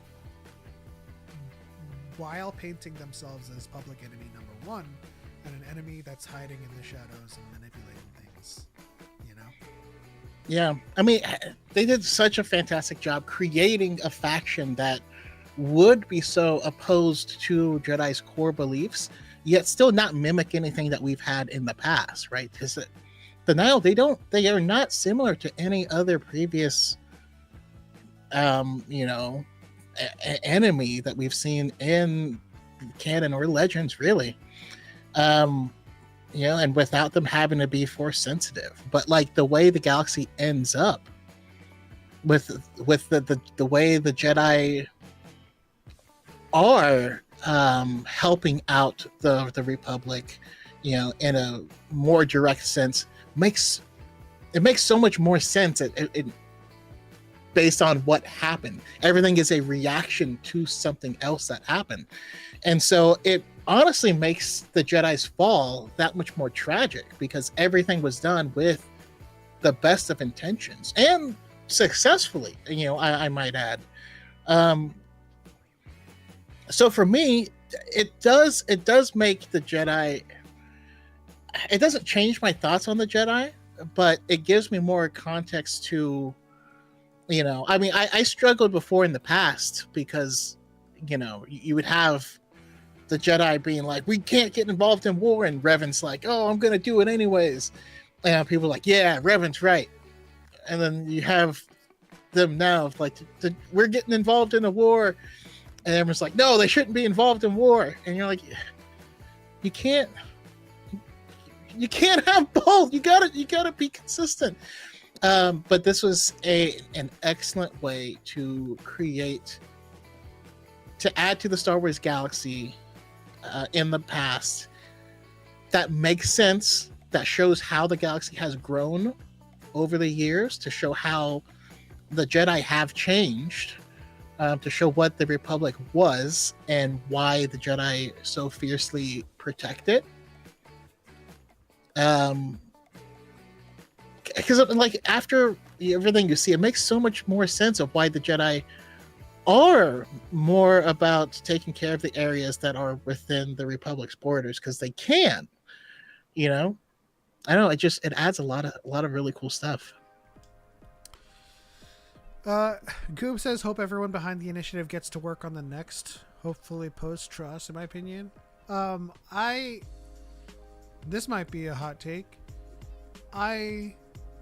So the first two things I would love for them to happen after Luminous is I want them to give Charles Soule and Claudia Gray a chance to write shows in the Old Republic. And I don't want them to rehash anything that we've seen from Legends in the Old Republic. I want to give them a shot at the Old Republic. Match them up with Bryce Dallas Howard or any of the Mandalorian directors that we've had, and give them like a 10 episode limited run in that space and see what we come up with and see where we go. Of course, I'm all for post Tross too, but as it goes with the Old Republic, that is still very far from the Skywalker saga too. So it's not like they would do like a 5,000 BBY and then they're like, this looks like Anakin. No, they're not gonna point to or connect to anything in the Skywalker saga. But I would love for at least those two, if not all of the authors in Project Luminous, to get a crack at like a live action show or even an animated show, because I think they have the writing chops, they have the storytelling chops to create a fantastic show. I'm with you and also not with you in the sense that based off of what they've done here with Project Luminous, I need them to be on whatever the latest iteration of the IP development team is. I want them to set up a framework of what is to come, of what that universe is, what it looks like, where it's going. But I do want it set post-Tross. And there's a very specific reason for that. No, you're not against me. I'll be down for both. It's because, I specifically don't want them to do the Old Republic. I want to... The High Republic has been such a safe haven because it's books, right? It's in a new era, it's a new timeline, but it was in book form. And so that it was a safe haven from the chuds, from the idiots, from the terrible conversations. It was a place where we could all just actually talk Star Wars and like... Also, it was so diverse, they wouldn't know what to pick. Exactly. And so I don't want them to touch what a lot of the chuds favorite era would be. I want them to jump straight to post Tross and it'll give us that safe haven. Still, it'll expand that world, and you know, see that. Yeah. I mean, we'll have less. They ruined Revan because of this, and you're like, no, they didn't. That doesn't make sense. I wouldn't want them to do Revan, but I could see your no, point. even if they didn't do Revan, they would complain that it ruins Revan. you know they would.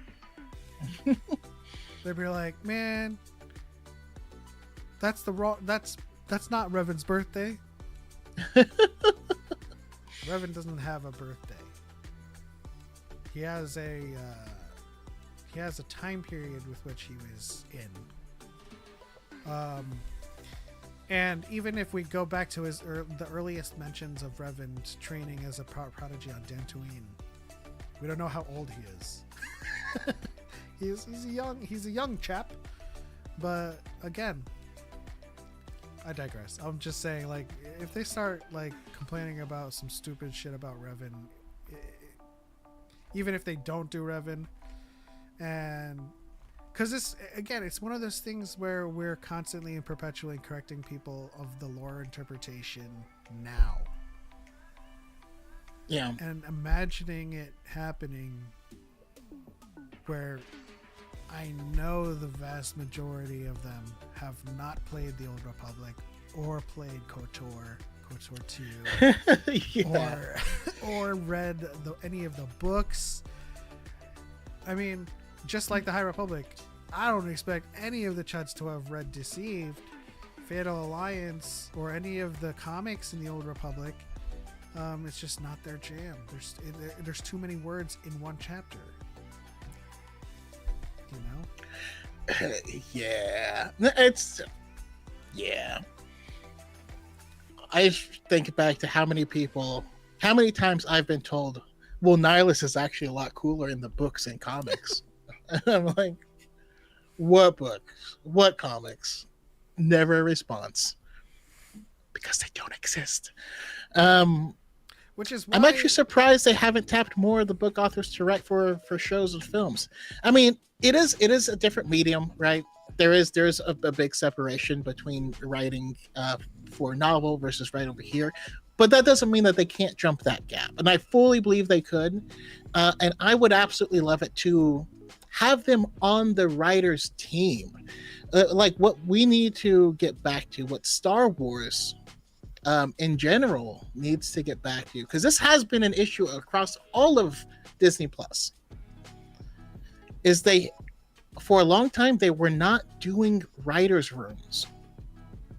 It was a person making a show, and because of that, I mean, sometimes it worked and sometimes it just didn't. You know, I mean, the biggest example of this was Secret Wars, or you know, what was the Secret Invasion? Secret Invasion, yeah, that one famously no writers' room.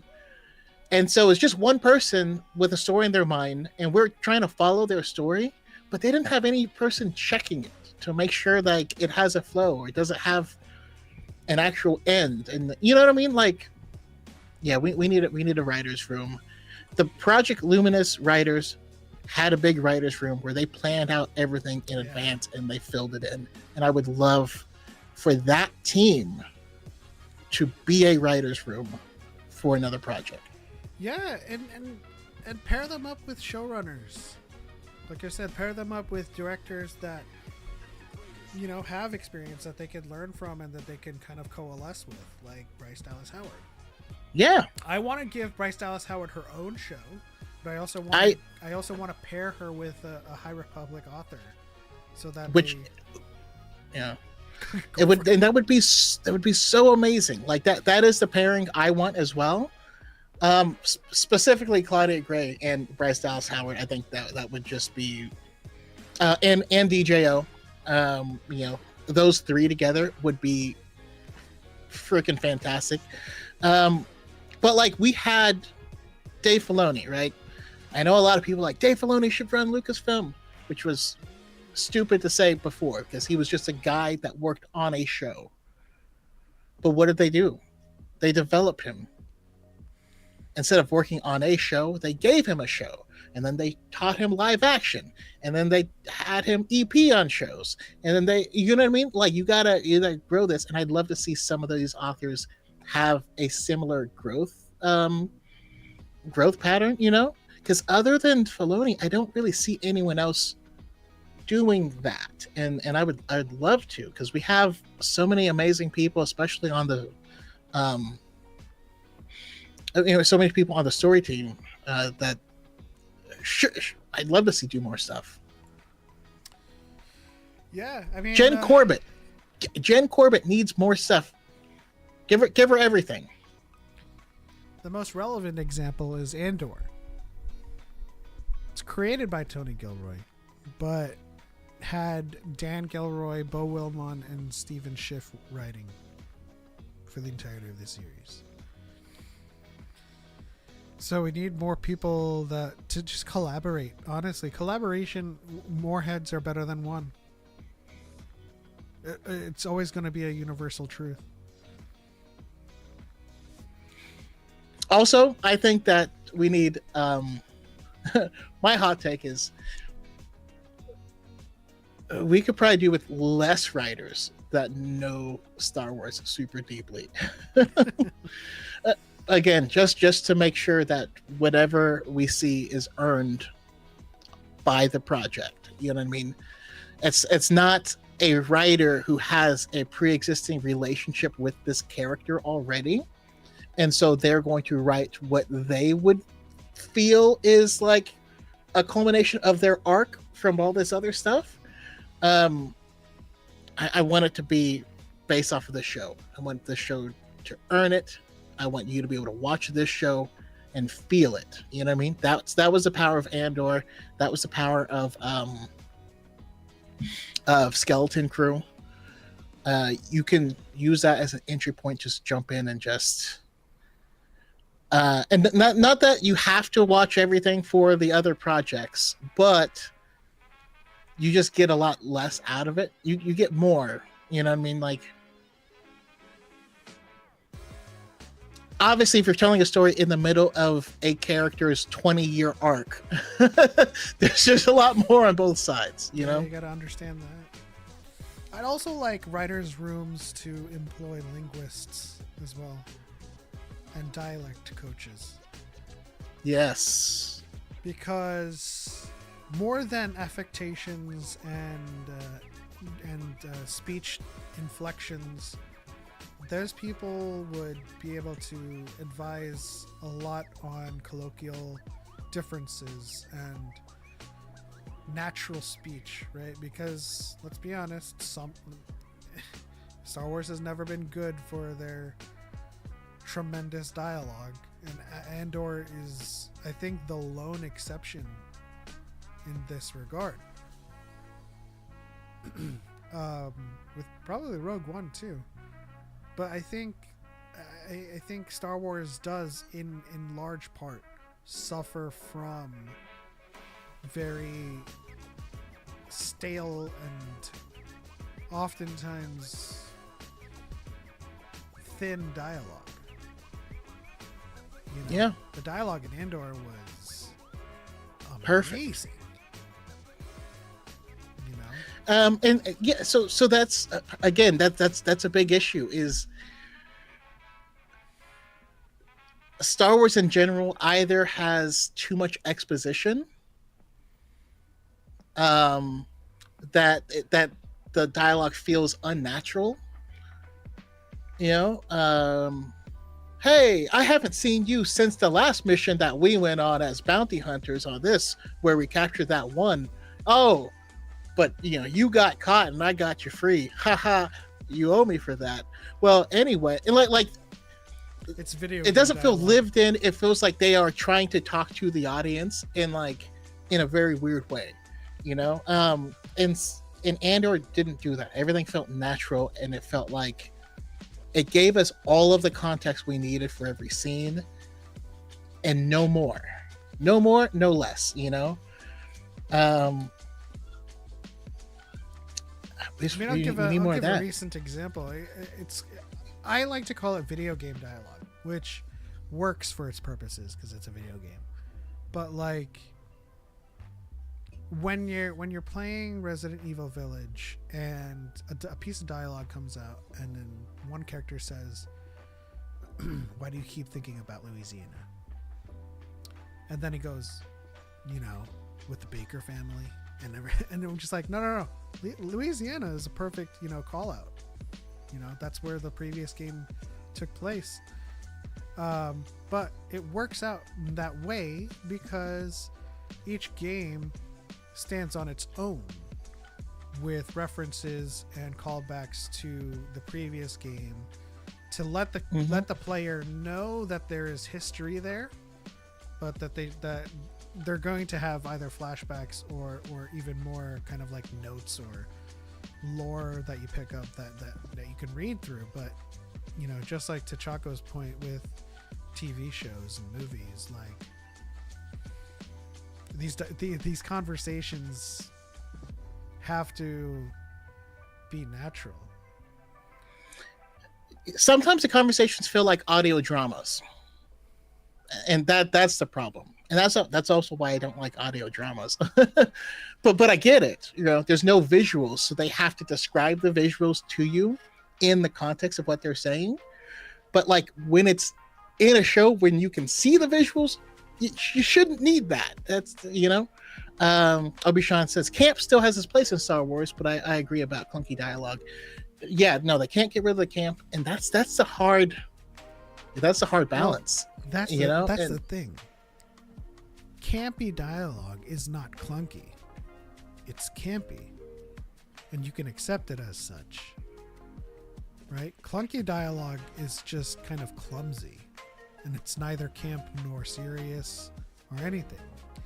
It's just something that you're all, did you really just say that? Like, you know, one of the best pieces of dialogue from the Acolyte, which I'll admit the Acolyte does have some clunky dialogue, is actually around the campfire on Brendok with the Jedi.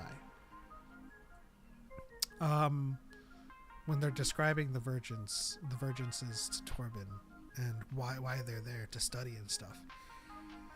And then like other times they're very exposition heavy, even if they're not doing exposition.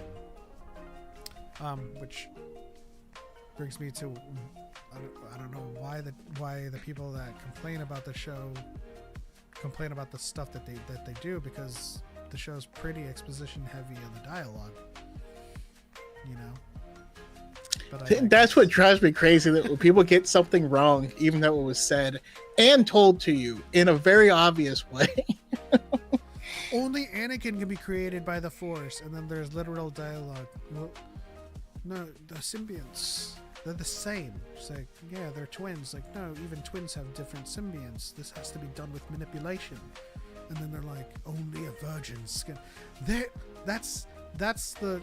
I call that clunky dialogue, but it is dialogue that is there for you to be like, oh, that's how they were purportedly created. So there shouldn't be any kind of pitfall there where you fall in and be like, oh, the Force created the twins. Like, no, it's in the dialogue. Yeah. Lord Group says sometimes it also feels like an ad for a previous book or a comic. That's why I like the comics when they have the blue thought bubble. Scene in Afra. But that is a little strange, you know. Like, I mean, like in season 7 of the Clone Wars, when we did the Bad Batch episode, it didn't feel like a Clone Wars episode with the Bad Batch. It felt like, hey guys, do you like the Bad Batch? Which I'm happy for, because we got a great show out of it, but it didn't feel like it, you know what I mean? Like, it was very clearly like a backdoor pilot, you know? Yeah, for sure. But again, this is what Star Wars has been, you know? I think more than good dialogue, Star Wars has always had clunky dialogue. And this isn't single any project.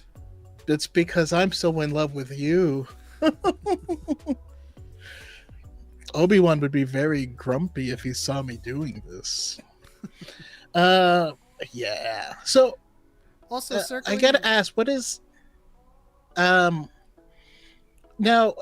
Like, there's a lot of fantastic stuff about the High Republic. Where did it fail? Where did it fall flat for you or for anyone in the chat? What if anything would you critique it on, and where could it have improved? Well, I don't really have an answer here because I don't think it fell flat anywhere, but where I think it could have reined it in, even though it's one of my favorite books, which is Cataclysm. In Phase 2, I think it was the conflict between Irem and Erino, Fontu and Ziri, and that whole stuff dragged out longer than maybe I think they should have dragged that out. But I still enjoyed those stories, so I don't really count it against the era. But, it is something that I hear from a lot of people, that the middle of Phase 2 is kind of like a drag, The middle of, and it's hard to say. Do you feel like the payoff that we got from what we learned in Phase 2 is worth it for what it adds to Phase 1 and Phase 3? Yes. Because we have to go through the conflict on Jeddah. And I forgot the planet that they were based out of. Dalna. We have to go through the conflict on Jeddah and the conflict on Dalna to know why the path of the open hand turned into the path of the closed fist, and why the hate for the Jedi spurred. And that's not as easy as just introducing the path of the open hand and getting Kevmo and who's his master. Spoiler alert, it ends with it becoming the path of the peace sign. It'd be fun if that actually happens. I don't know. but we do have to go through the conflict with Irem and Erino, because it is part of the plans of the mother at that point to create sow the seeds of doubt in the Jedi. And it is a big part of what happens with in Into the Darkness as well. Into the Dark, the first Claudia Gray book, is the first time we get introduced into it. So it was great to have that picked up. I am going to have to, now that it's finished, I'm going to have to restart and go through all of it again and like back to back to back to really know how I feel about it. Because I do feel like Phase 2 was a bit of a slog, but I don't know if it actually was, though. And the way I see it is I feel like Book 2 of Alphabet Squadron, for me, was a slog. But it added so much to Book 3, which I thought was incredible. And I'm like, you gotta set it up so that you can knock them down, I don't know. Illy, there are a couple of Audible exclusives that I've listened to. I don't think I've listened to all of them. I definitely have not. I haven't listened to any of the High Republic ones, but I did enjoy the one with little Annie, and he's like pod racing for Hutts. Yeah. What was it called? The Padawan? Something like that, It's in my Audible library. There's a lot of exclusives on Spotify Premium and Audible. That stuff is less consequential to the main plot line and very much ancillary to the. So whenever they do exclusives, it's always a story that can stand on its own. That it's not impacting the main story in any way that people need to buy these services to, get the story.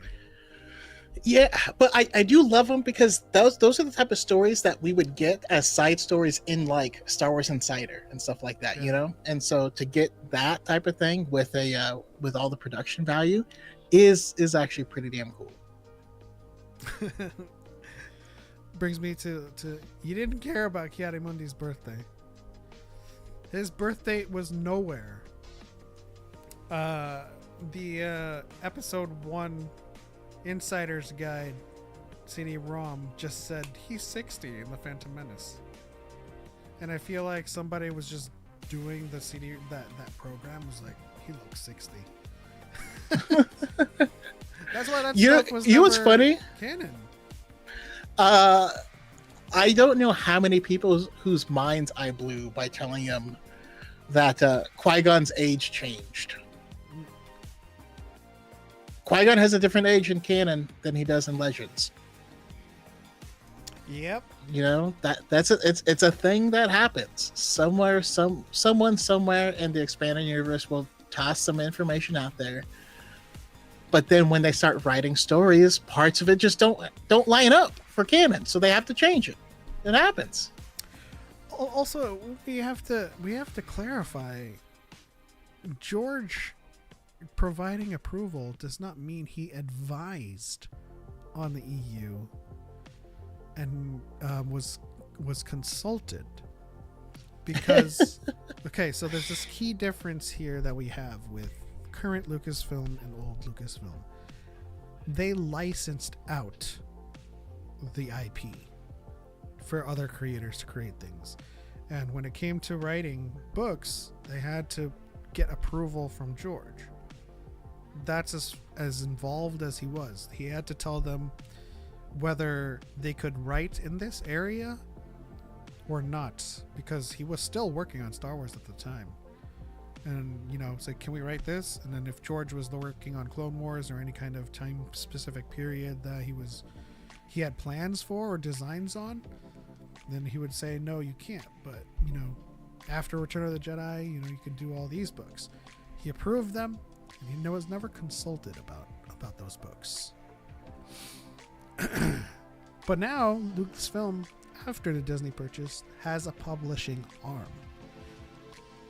So that's why all of their books that they publish goes through the story group, and goes through the IP development group, and are considered canon, unless otherwise contradicted on screen, which rarely happens. And I'm tired of like the woe is me people who are like, I'm tired of how they treat the comics and the books. Like, can you count on your hands how many times they've retconned something from the books? Like, literally. Yeah, it's not very much. I mean, I do get the frustration with Dave Filoni with the way he does it. Because Dave Filoni, Dave Filoni will just be like, we'll just give someone a different colored lightsaber for literally no reason at all. You know what I mean? Like, and so that type of stuff is a little annoying. But again, it's not that important in the grand scheme of things. How's it going, Mandalorian Coverts? This is the way. I gave the Acolyte an 8 out of 10. Right on. Yeah, that's cool. Yeah, so you're a little higher on it than I am, but again, I still, it is what it is. I enjoy the parts I enjoy. I dislike the parts I dislike.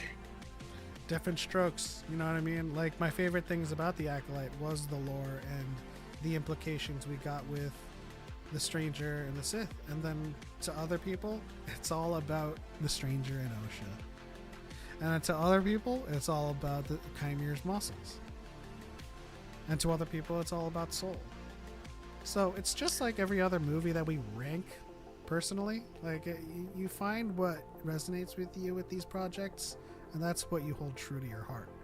True to your heart. You must be true to your heart. I can't wait. I can't wait for I can't wait for Rey's Jedi Order. It's just because the state that the galaxy was left in is one of rebuilding, and you know that there's going to be a whole bunch of separate factions that have their own thoughts and have their own agendas, and she can return the Jedi back to their original state as being the mediators, you know, as being the beacon that people can see themselves in and can aspire to, but also can bring both sides to the table and join them together. And I feel like that's what we need. You know, it's like Star Wars did this thing where it predicted the situation that we are currently in, and so I think they should also write the best way out of it, and we should see that in Star Wars as well. You know what I mean? Yeah. Are you for or against using the High Republic in the New Jedi Order? Any way possible. Let's say Rey finds a holocron and you get a live action hologram of Avar, or a live action hologram of Elzar, or anybody from the High Republic.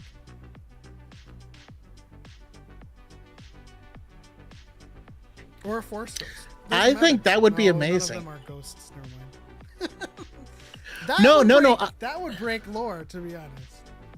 Unless one of them from the High Republic knew about the Wills and Planet. Well, they did know about Planet X. It's the same planet.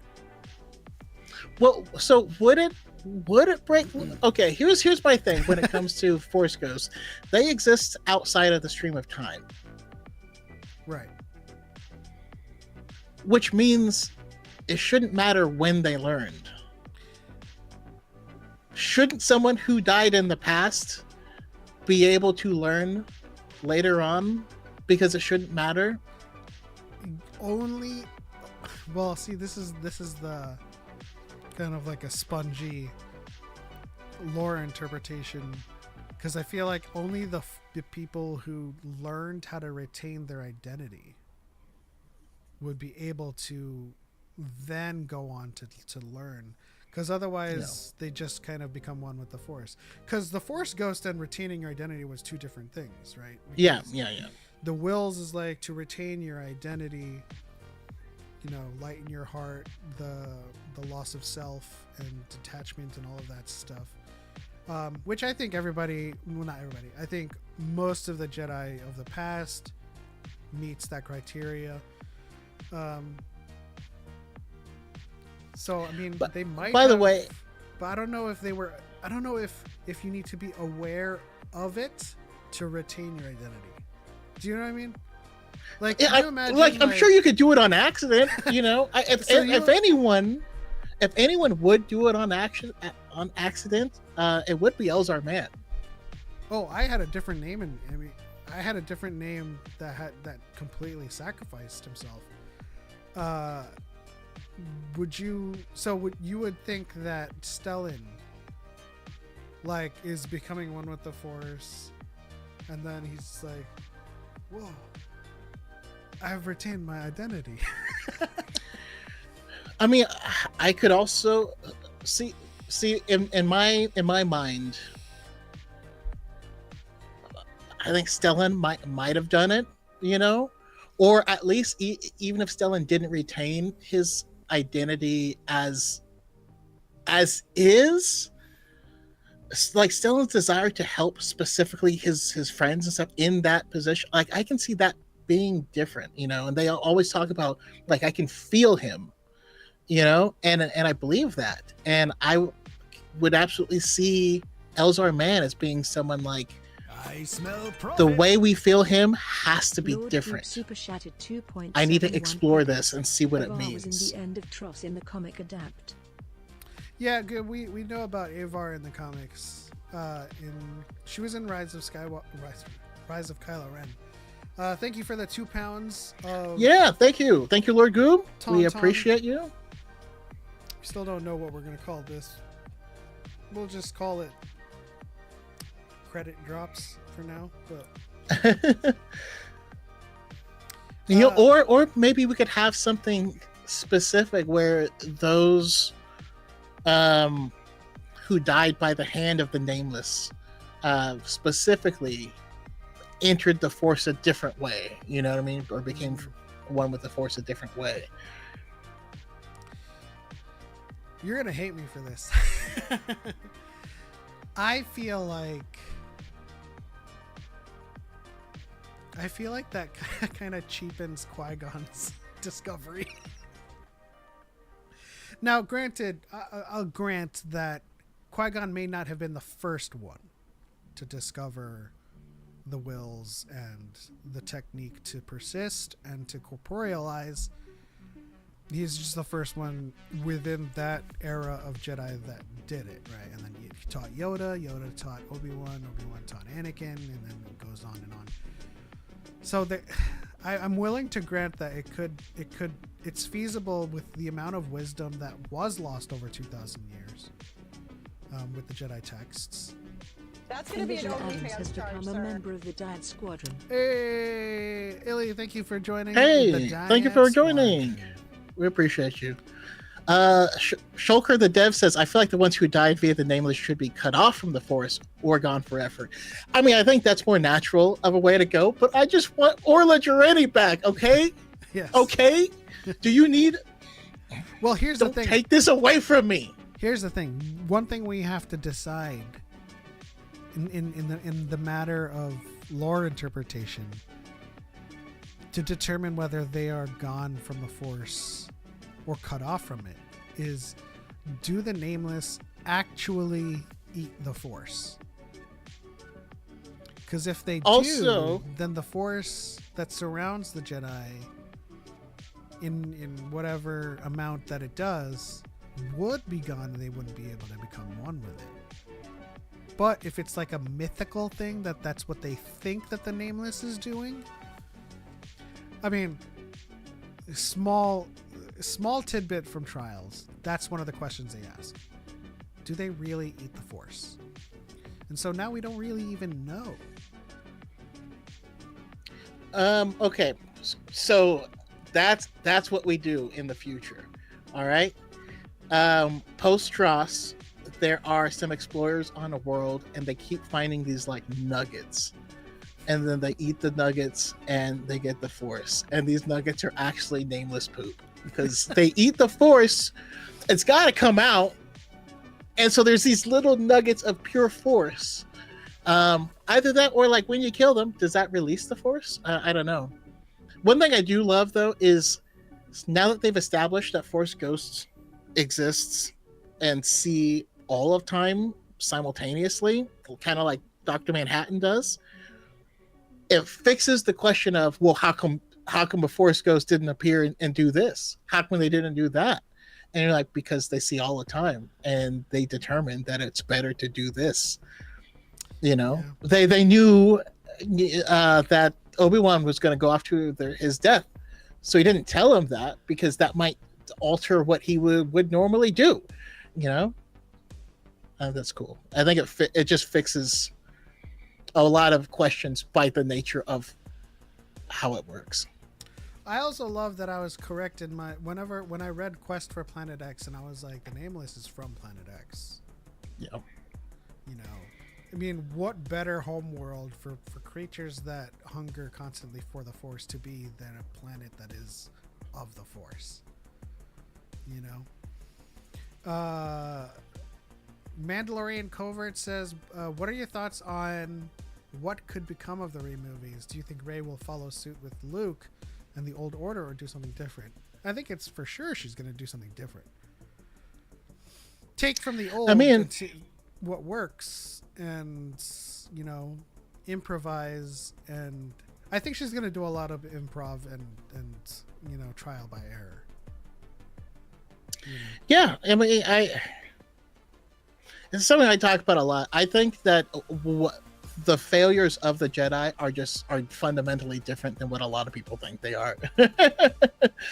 And so I people always get mad. They're like, well, they're repeating the mistakes of the Jedi, and you're like, no, that thing was not the mistake.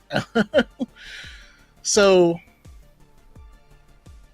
we'll have to wait and see, but it's pretty established from George that fundamentally at its core the conflict is between selfishness and selflessness, and between natural and unnatural. You know what I mean? Like those are the kind of the two biggest principles. So once we get there, we're still gonna see her understand attachments. Maybe she'll handle it differently, but like those rules weren't the issue. You know what I mean? And it bothers me when people think that it is, because like the Jedi with their beliefs existed for thousands of years without problem, and it was only when the kid didn't listen to everything they said that he fell to the dark side. And you look at the expanded universe, Luke didn't follow that, and then he fell to the dark side, and then he didn't impose that on his order, and then his nephew falls to the dark side. And you're like, you understand that idea is wrong, right? Like historically speaking, we can honestly say without doing that, 1,000 generations of peace. With doing that, every generation it makes a catastrophic mistake and almost destroys the galaxy. Every generation makes a Sith Lord. I mean, am I wrong? It's never been an issue, and I love that they flipped the script on this with the High Republic, where Yoda knows about Elzar and Avar, but does nothing. Yeah. And I like to this is headcanon now, not real canon. I like to think Yoda was like, oh, finally. Because it's never been, it's the feelings and the love has never been the issue. The issue has always been what you do with it, and whether or not the Force supersedes all. And that's what they did. Avar and Elzar is like, if we're going to do this, we have to realize that the Jedi, our duties with the Jedi Order come first. And that is the responsible thing to do. You don't go and have a secret wedding and hide it for the next several years, But I digress. Don't want to dog on Anakin for too long. He makes it easy. Because he's a dog. Get it? Elzar is the Jedi Anakin should have been. I mean, that is... yeah. Part and parcel, word for word, verbatim. It's difficult for people to reconcile attachment with relationship and relationship with possession. Because they all have attachment inherently. Master and apprentice. As well as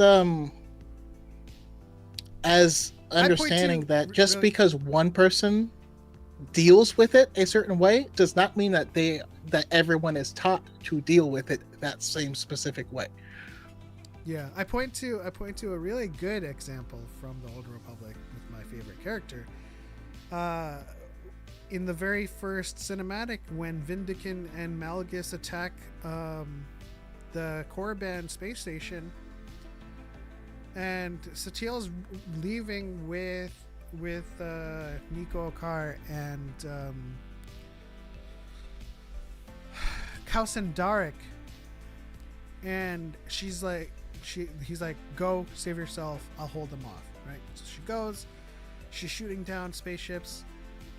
Malgus takes down Kausen, and she goes, and then continue shooting. That's what it means. Like you loved your master, you had a connection with them, they trained you, but when the time comes, you know, you accept it and you let it go. Now, obviously, not everyone's going to do it the same way, but that's why they had grief counselors in the temple. You know, they gave, I believe, Wreath. Was it Wreath or Imri? Wreath. They gave Wreath like a good amount of time to grieve and seek out counsel. And they even gave him the choice. Hey, when you come back, let us know if you're coming back as a Jedi or if you're just coming back as a civilian. You know. So even back then, they were kind of aware that you couldn't shirk all of those feelings and emotions that you would have naturally. Again, it's always been about letting them control you. Yeah, and I another thing that kind of drives me crazy is when people who watch the Acolyte take that away from the Acolyte. Like, they watch the Acolyte and they go, "Oh, see, the Jedi were so corrupt," and you're like, but the problem came from not listening to the Jedi. Like, it's the opposite of that, you know. Yeah, you literally had Indara on the phone with on the council was on the other line. They're like, leave him alone. Indara was like, leave him alone. It's like, see, the Jedi, man, they're meddling. It's like, no, Soul was the sole person that wanted to, you know, exacerbate things with Osha and the Coven. Torben obviously was very impulsive in that regard, but it was Soul's need and desire for I mean, Soul basically manipulated Torben into giving him an excuse. Yeah. let's be honest. But it's just interesting because if the Jedi ever do anything good or do anything right, it's that Jedi. That Jedi did the right thing. And if they do anything wrong, it's the Jedi are bad, the Jedi are evil, and the Jedi do this. And you're like, come on, man. Mandalorian Covert asks, why didn't Anakin see these counselors? Oh yeah, war. Well, I mean, it's also, he did. They showed him counsel with Yoda, but he was never honest with Yoda. Yeah.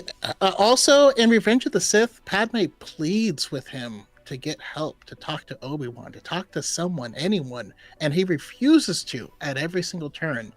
You can't help people who don't want to be helped. You know what I mean? You can have a friend who's going through a crisis and they need to talk to someone about it. Yeah. And they refuse to. And you can't stop it. Like, my sister is doing that right now. Everyone wants to help her. She won't let us. I mean, if someone came to me with the same information Anakin had, I would have had the same questions. Someone close to you? But then I would ask, and this is in hindsight, mind you, then I would ask, are they going to get, like, murdered or something? Like, what's going on? Like, what do you see? You know? But for all intents and purposes, all Yoda knew was he was going to lose someone close to him, and all he could tell him was, well, death is natural. You will lose people. He didn't say anything else about the vision.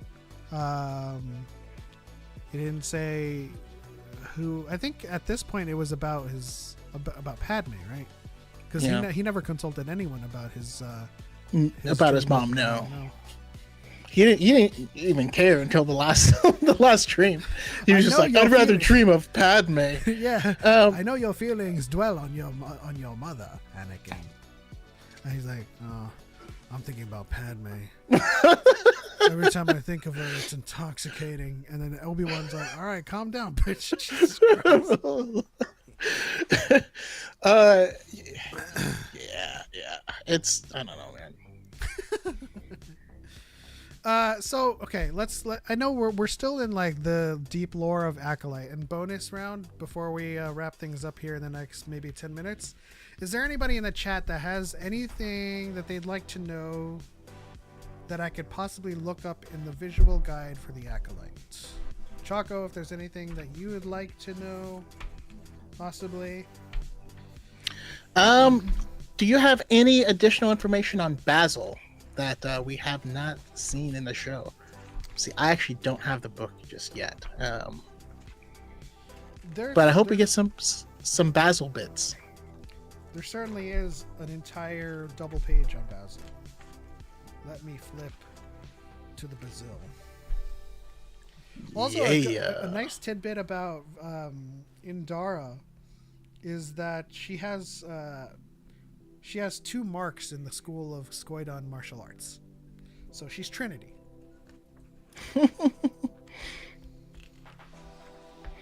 Lord Coop says half of the book is dedicated to him. The book is just says Basil on front of it, and then in small words it says the Acolyte. Did you like my video where I just interjected randomly Basil?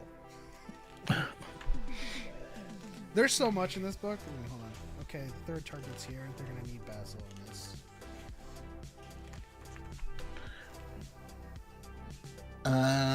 Let's see here. All right, And then Basil. also, oh, go ahead. Let's see. When it becomes evident that they may be dealing with a quarry who is gifted in the Force and deception, the Jedi opt to think outside the bounds of routine, requesting assistance from the local Tynan embassy on Coruscant.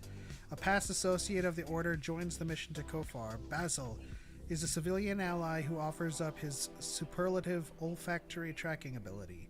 The quirky tracker has super senses beyond even most Tynans, allowing him to sniff out targets over dense and difficult terrain. This is for the Chuds. It's a he/him. Let's see. Tynans. Aquatic mammalian species, Tynans are most at home in the frigid freshwater lakes and rivers of their well-maintained home planet. They are energetic beings with high metabolisms to keep themselves warm.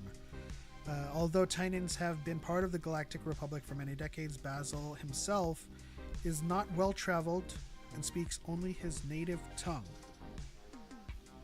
Ah, so they are capable of speaking other languages. He just doesn't.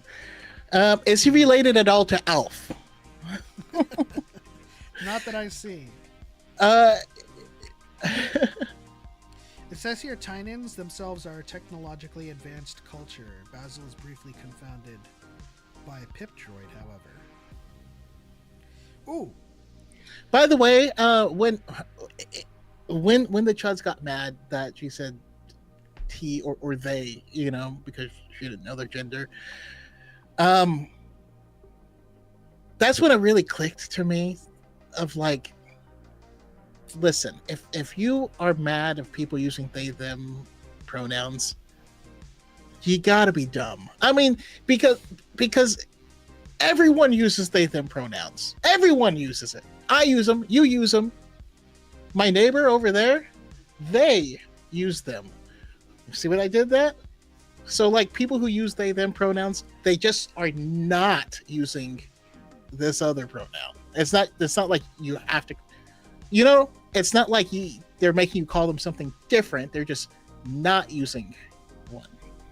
Also, it's a non-issue. Jackie was a half Thelan.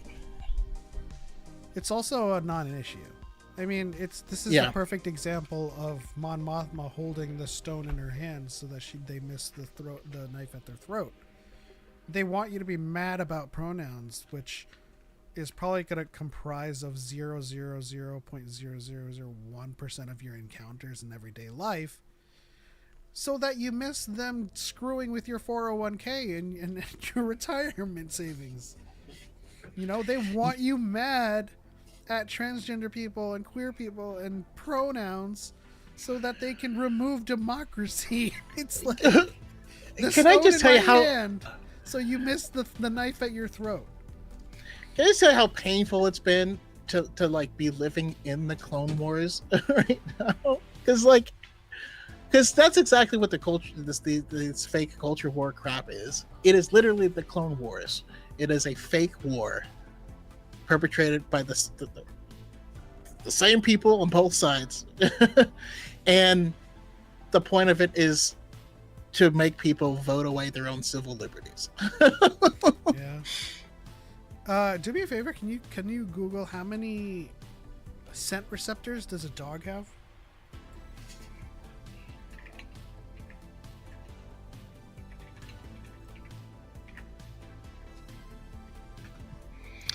Dogs possess between 100 million and 300 million scent receptors. Ooh, okay. Basil has 450 million. Ooh. That's a tracker. Okay. Someone asked about Jeki. You answered. Half Thelan, half human.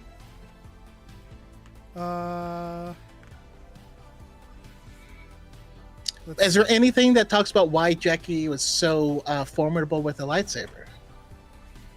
Let's see.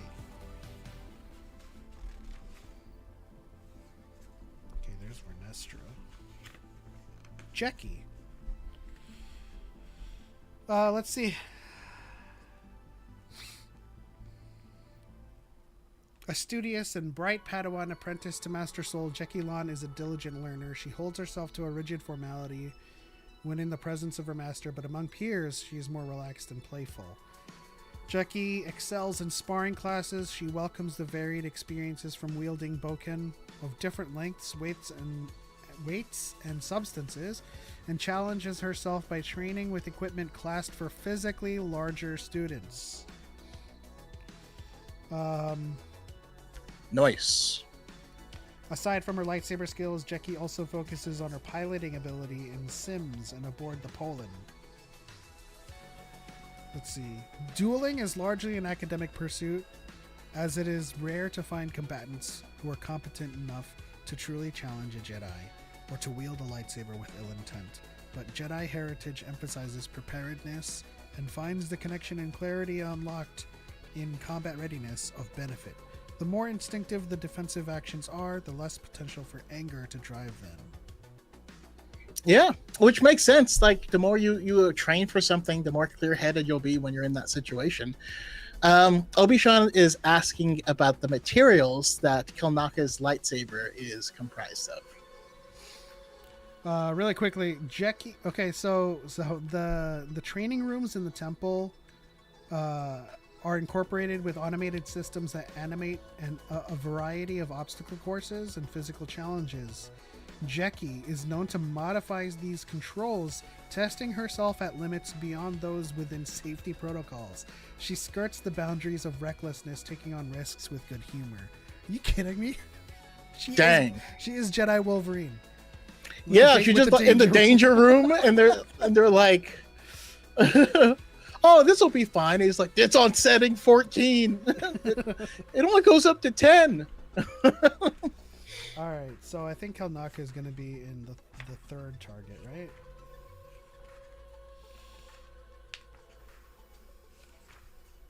Yeah, Wookiee Master Kelnaka. All right, he asked about the materials. Yeah. Let's see. It only says lengthened grip to accommodate Wookiee hands, open channel to calibration emitter, power cell. Let me see. It doesn't say. Well, it's definitely not wood. It looks like it's metal. So I don't think we have like a Gunji situation happening. Yeah.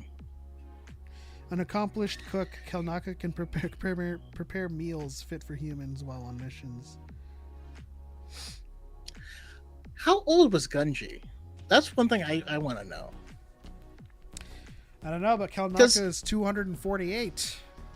Yeah, I mean, and one of the things that we learn is that Wookiee Jedi don't leave home to join the Order until they're about 40. But it also doesn't comprise attachment because they are such a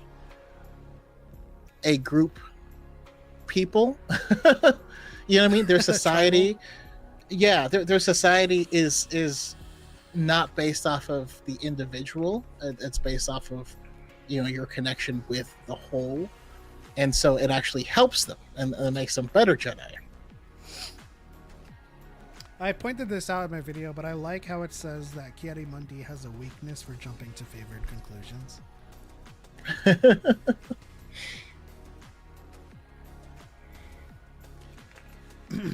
Anything else? We don't have any any lightsaber materials for Kalnaka, but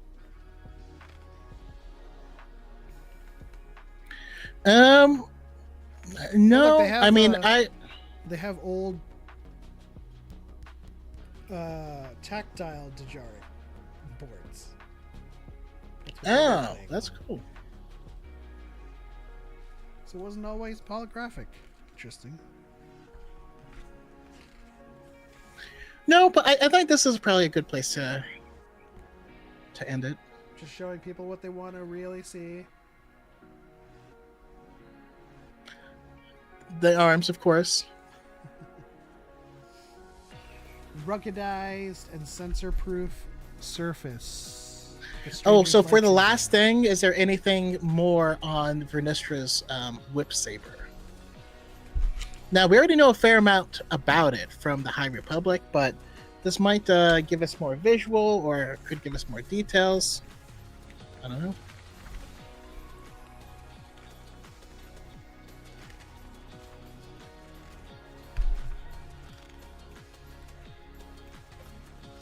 Oh, also, Padawan braids are not the only thing, and of course we knew this with the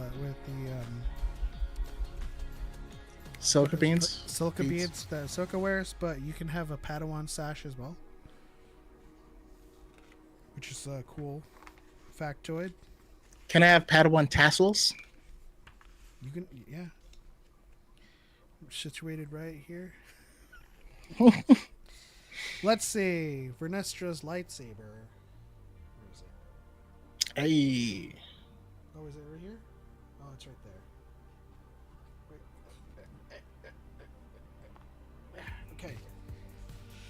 Okay. It says, it has a containment field that tapers to emulate whip fall, a custom modulated Kyber containment field that emulates whip thong. There's not much else about it. It's a lacquered wood finish. Oh wait, no, that is Magadana's lightsaber. We would get more of Vernestra's light whip modifications in the books. Yeah, definitely. Some label her an overachiever as a long-lived Mirialan with a lifespan that could reach into centuries. There seemed no need for hurry, but such observations did little justice to Vernestra's drive to excellence. This motivation propelled her into the heart of the Nile crisis, an opportunity to prove her worth, but also a taste of just how difficult the life of a Jedi could be.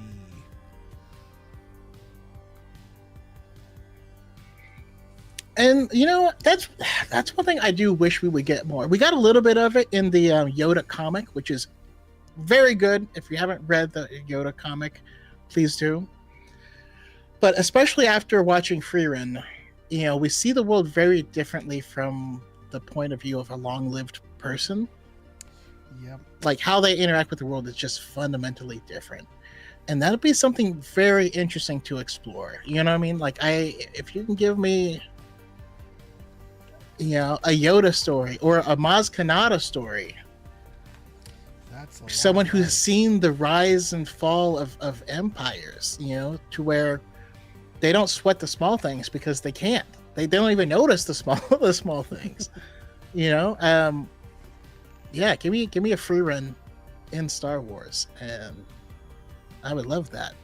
But from what they just said about Mary Allen's, I don't recall if that had been canonized. No. But that means that Rey could very much run into Barriss Offee.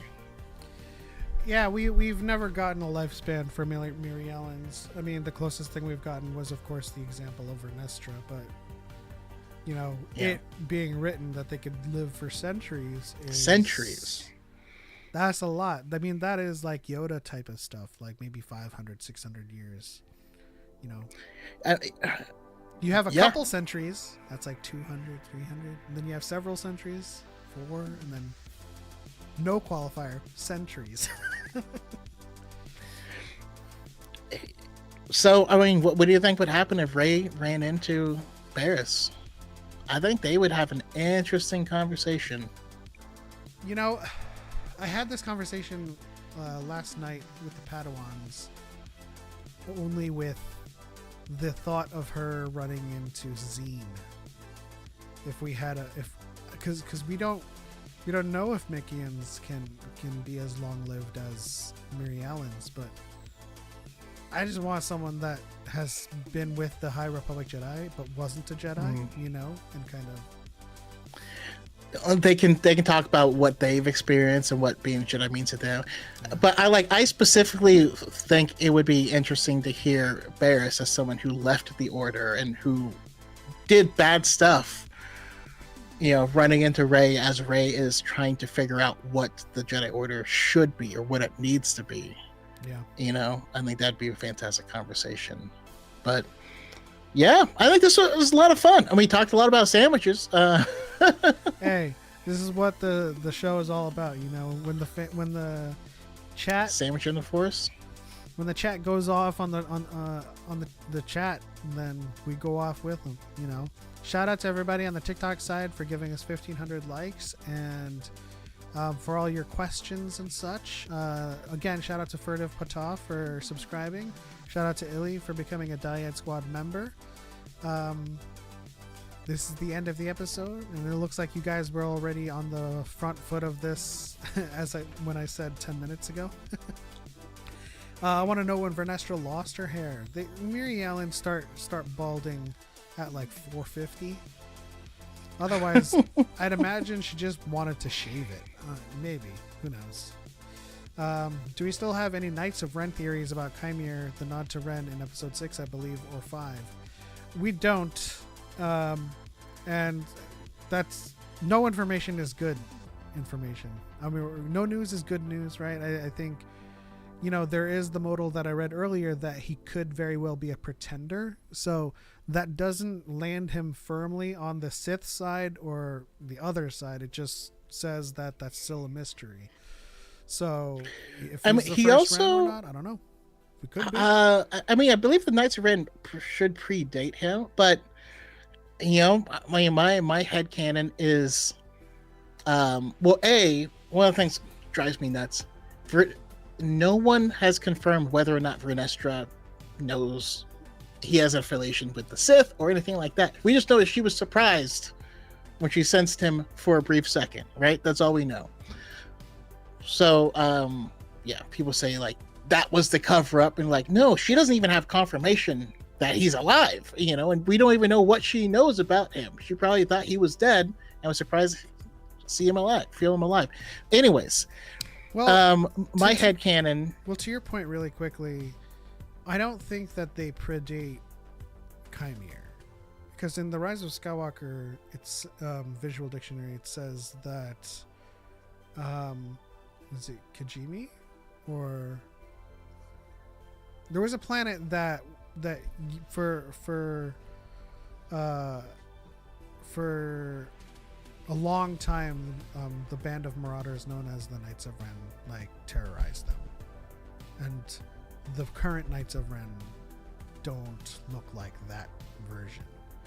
So we don't know how far back that goes, if it like lapses when the Chimere exists. Because remember, the Acolyte is still 100 years before Phantom Menace, so 100 years and then a couple more decades, and maybe.